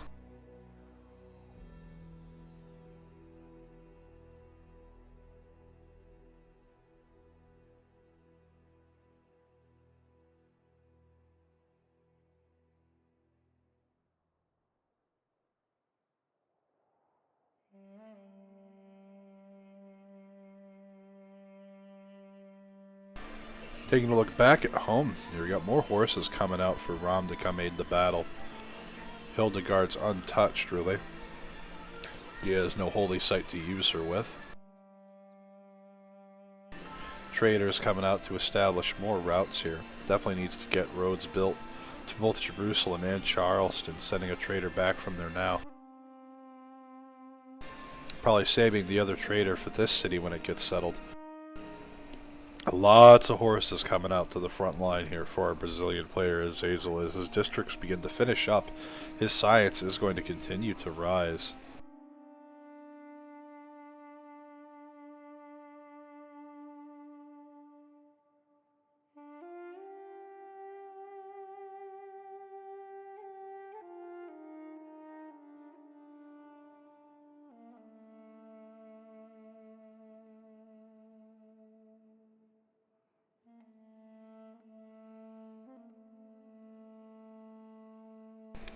Another settler for Estrecho coming out to the front line. So they're going to be dropping more and more cities out here to try and deny access to this land. However, Brazil really doesn't need it. He can just build tall off of what he has and do extremely well. As long as Rom doesn't secure Newton, he should be okay.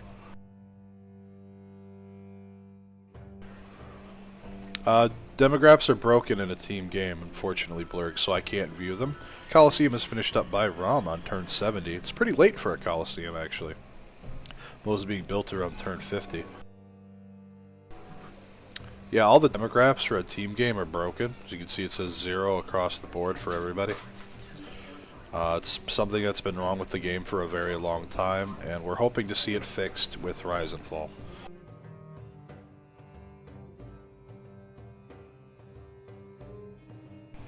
A couple of chariots I see moving around from El Stretcho here too. Looks like he might be saving up for some knights.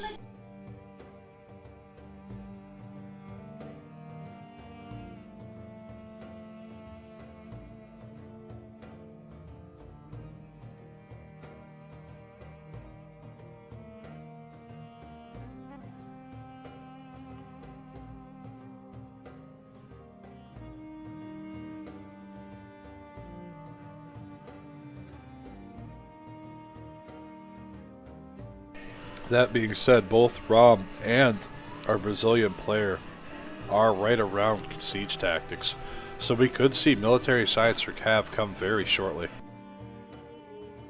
That being said, however, and they're even locked up with civics now, probably swinging back around to get ready to go to Enlightenment and going for Merchant Republic as well. We're going to have to take a look at the gold to see if they can even afford to promote these units. 471 at 20 a turn for a Brazilian player. Rom's Japan, on the other hand. Come on. There we go. 599 with 95 a turn. So Rom will definitely have the superior force in terms of cavalry when this hits.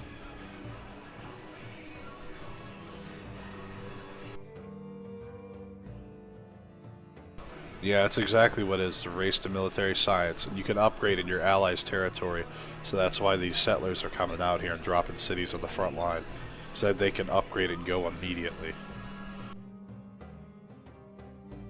And Archer's taking more shots at that scout that we can't see.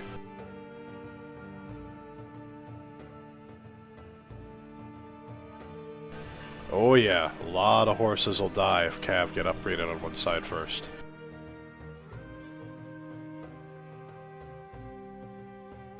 However, Brazil's economy is significantly weaker in terms of its gold generation. So hopefully we'll see that turn around, but very key merchants for team-based gameplay have been picked up by Rom. The important one here is Marco Polo and Raja Todermal. Now Marco Polo, other than, you know, giving you a trader and increasing your trade capacity, the important part is foreign trade routes to the city you use them in provide +2 gold to both cities. So every trade route that they send to the city that he used the merchant in is giving both El Stretcho and Rom an additional 2 gold a turn. On top of that, as we see more units move up alongside a builder, he also got Raja Todermal. Your trade routes to your own cities gain a half gold for each specialty district at the destination. So all of Rom's trade routes are going to be domestic, but in between his own cities. Namely, they'll just be between his own cities. Probably the one with the most districts set up with the highest population to get the most out of that benefit. All of El Stretcho's trade routes are going to be to the city he used Marco Polo in. And that will be giving them all of the gold that you see them having.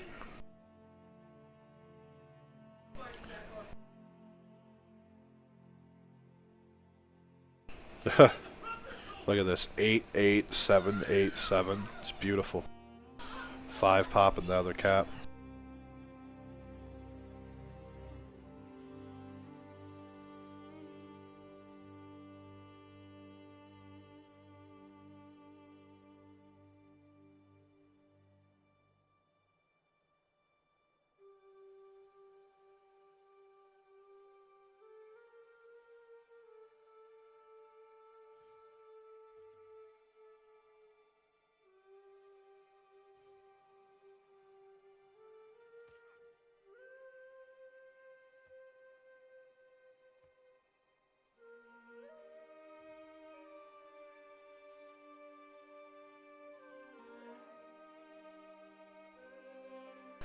More and more horses showing up to the fight. A couple of chariots here too.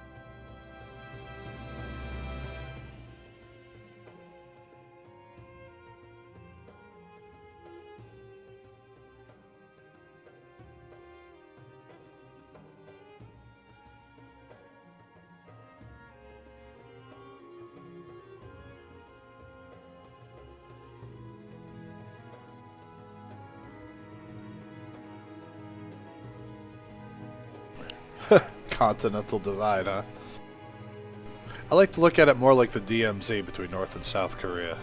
Just a giant staring contest.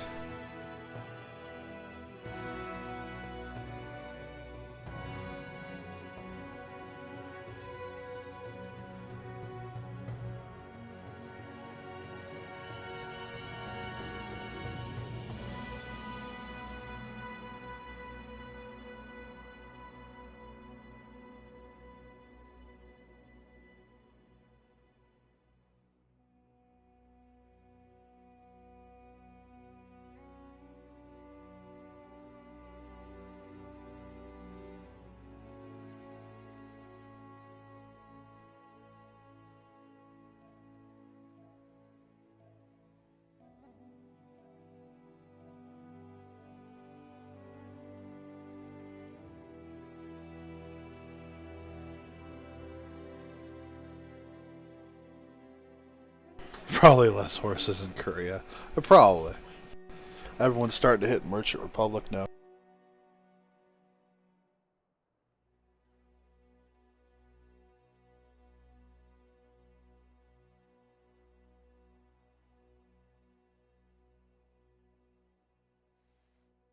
Yeah, I hope he gets some thirst too. We'll have to wait and see though.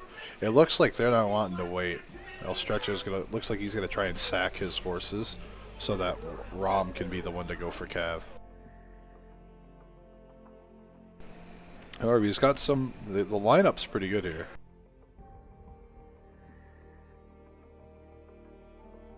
You joke about kangaroos, they're nasty creatures. Hold your head under the water till you drown.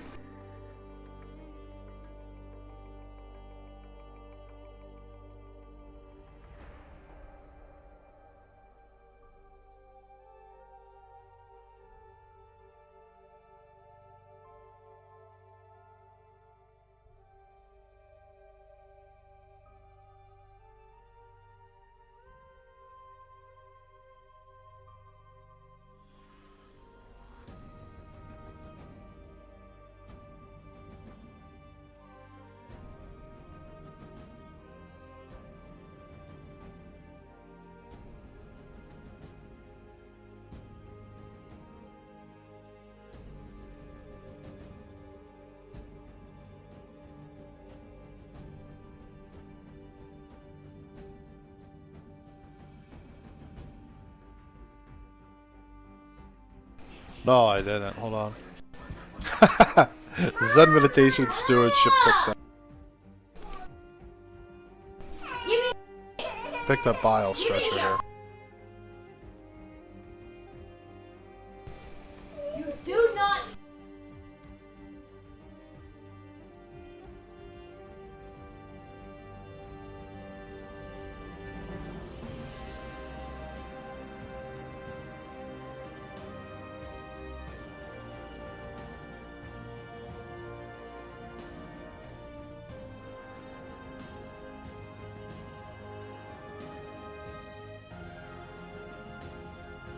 And there come the cavalry. Rom got it first. It's the power of his science lead early on.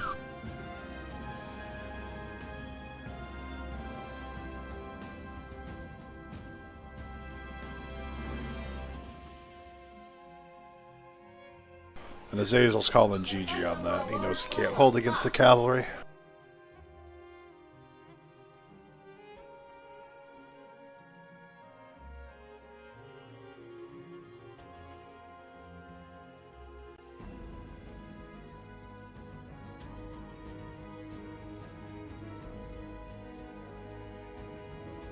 Waiting for confirmation.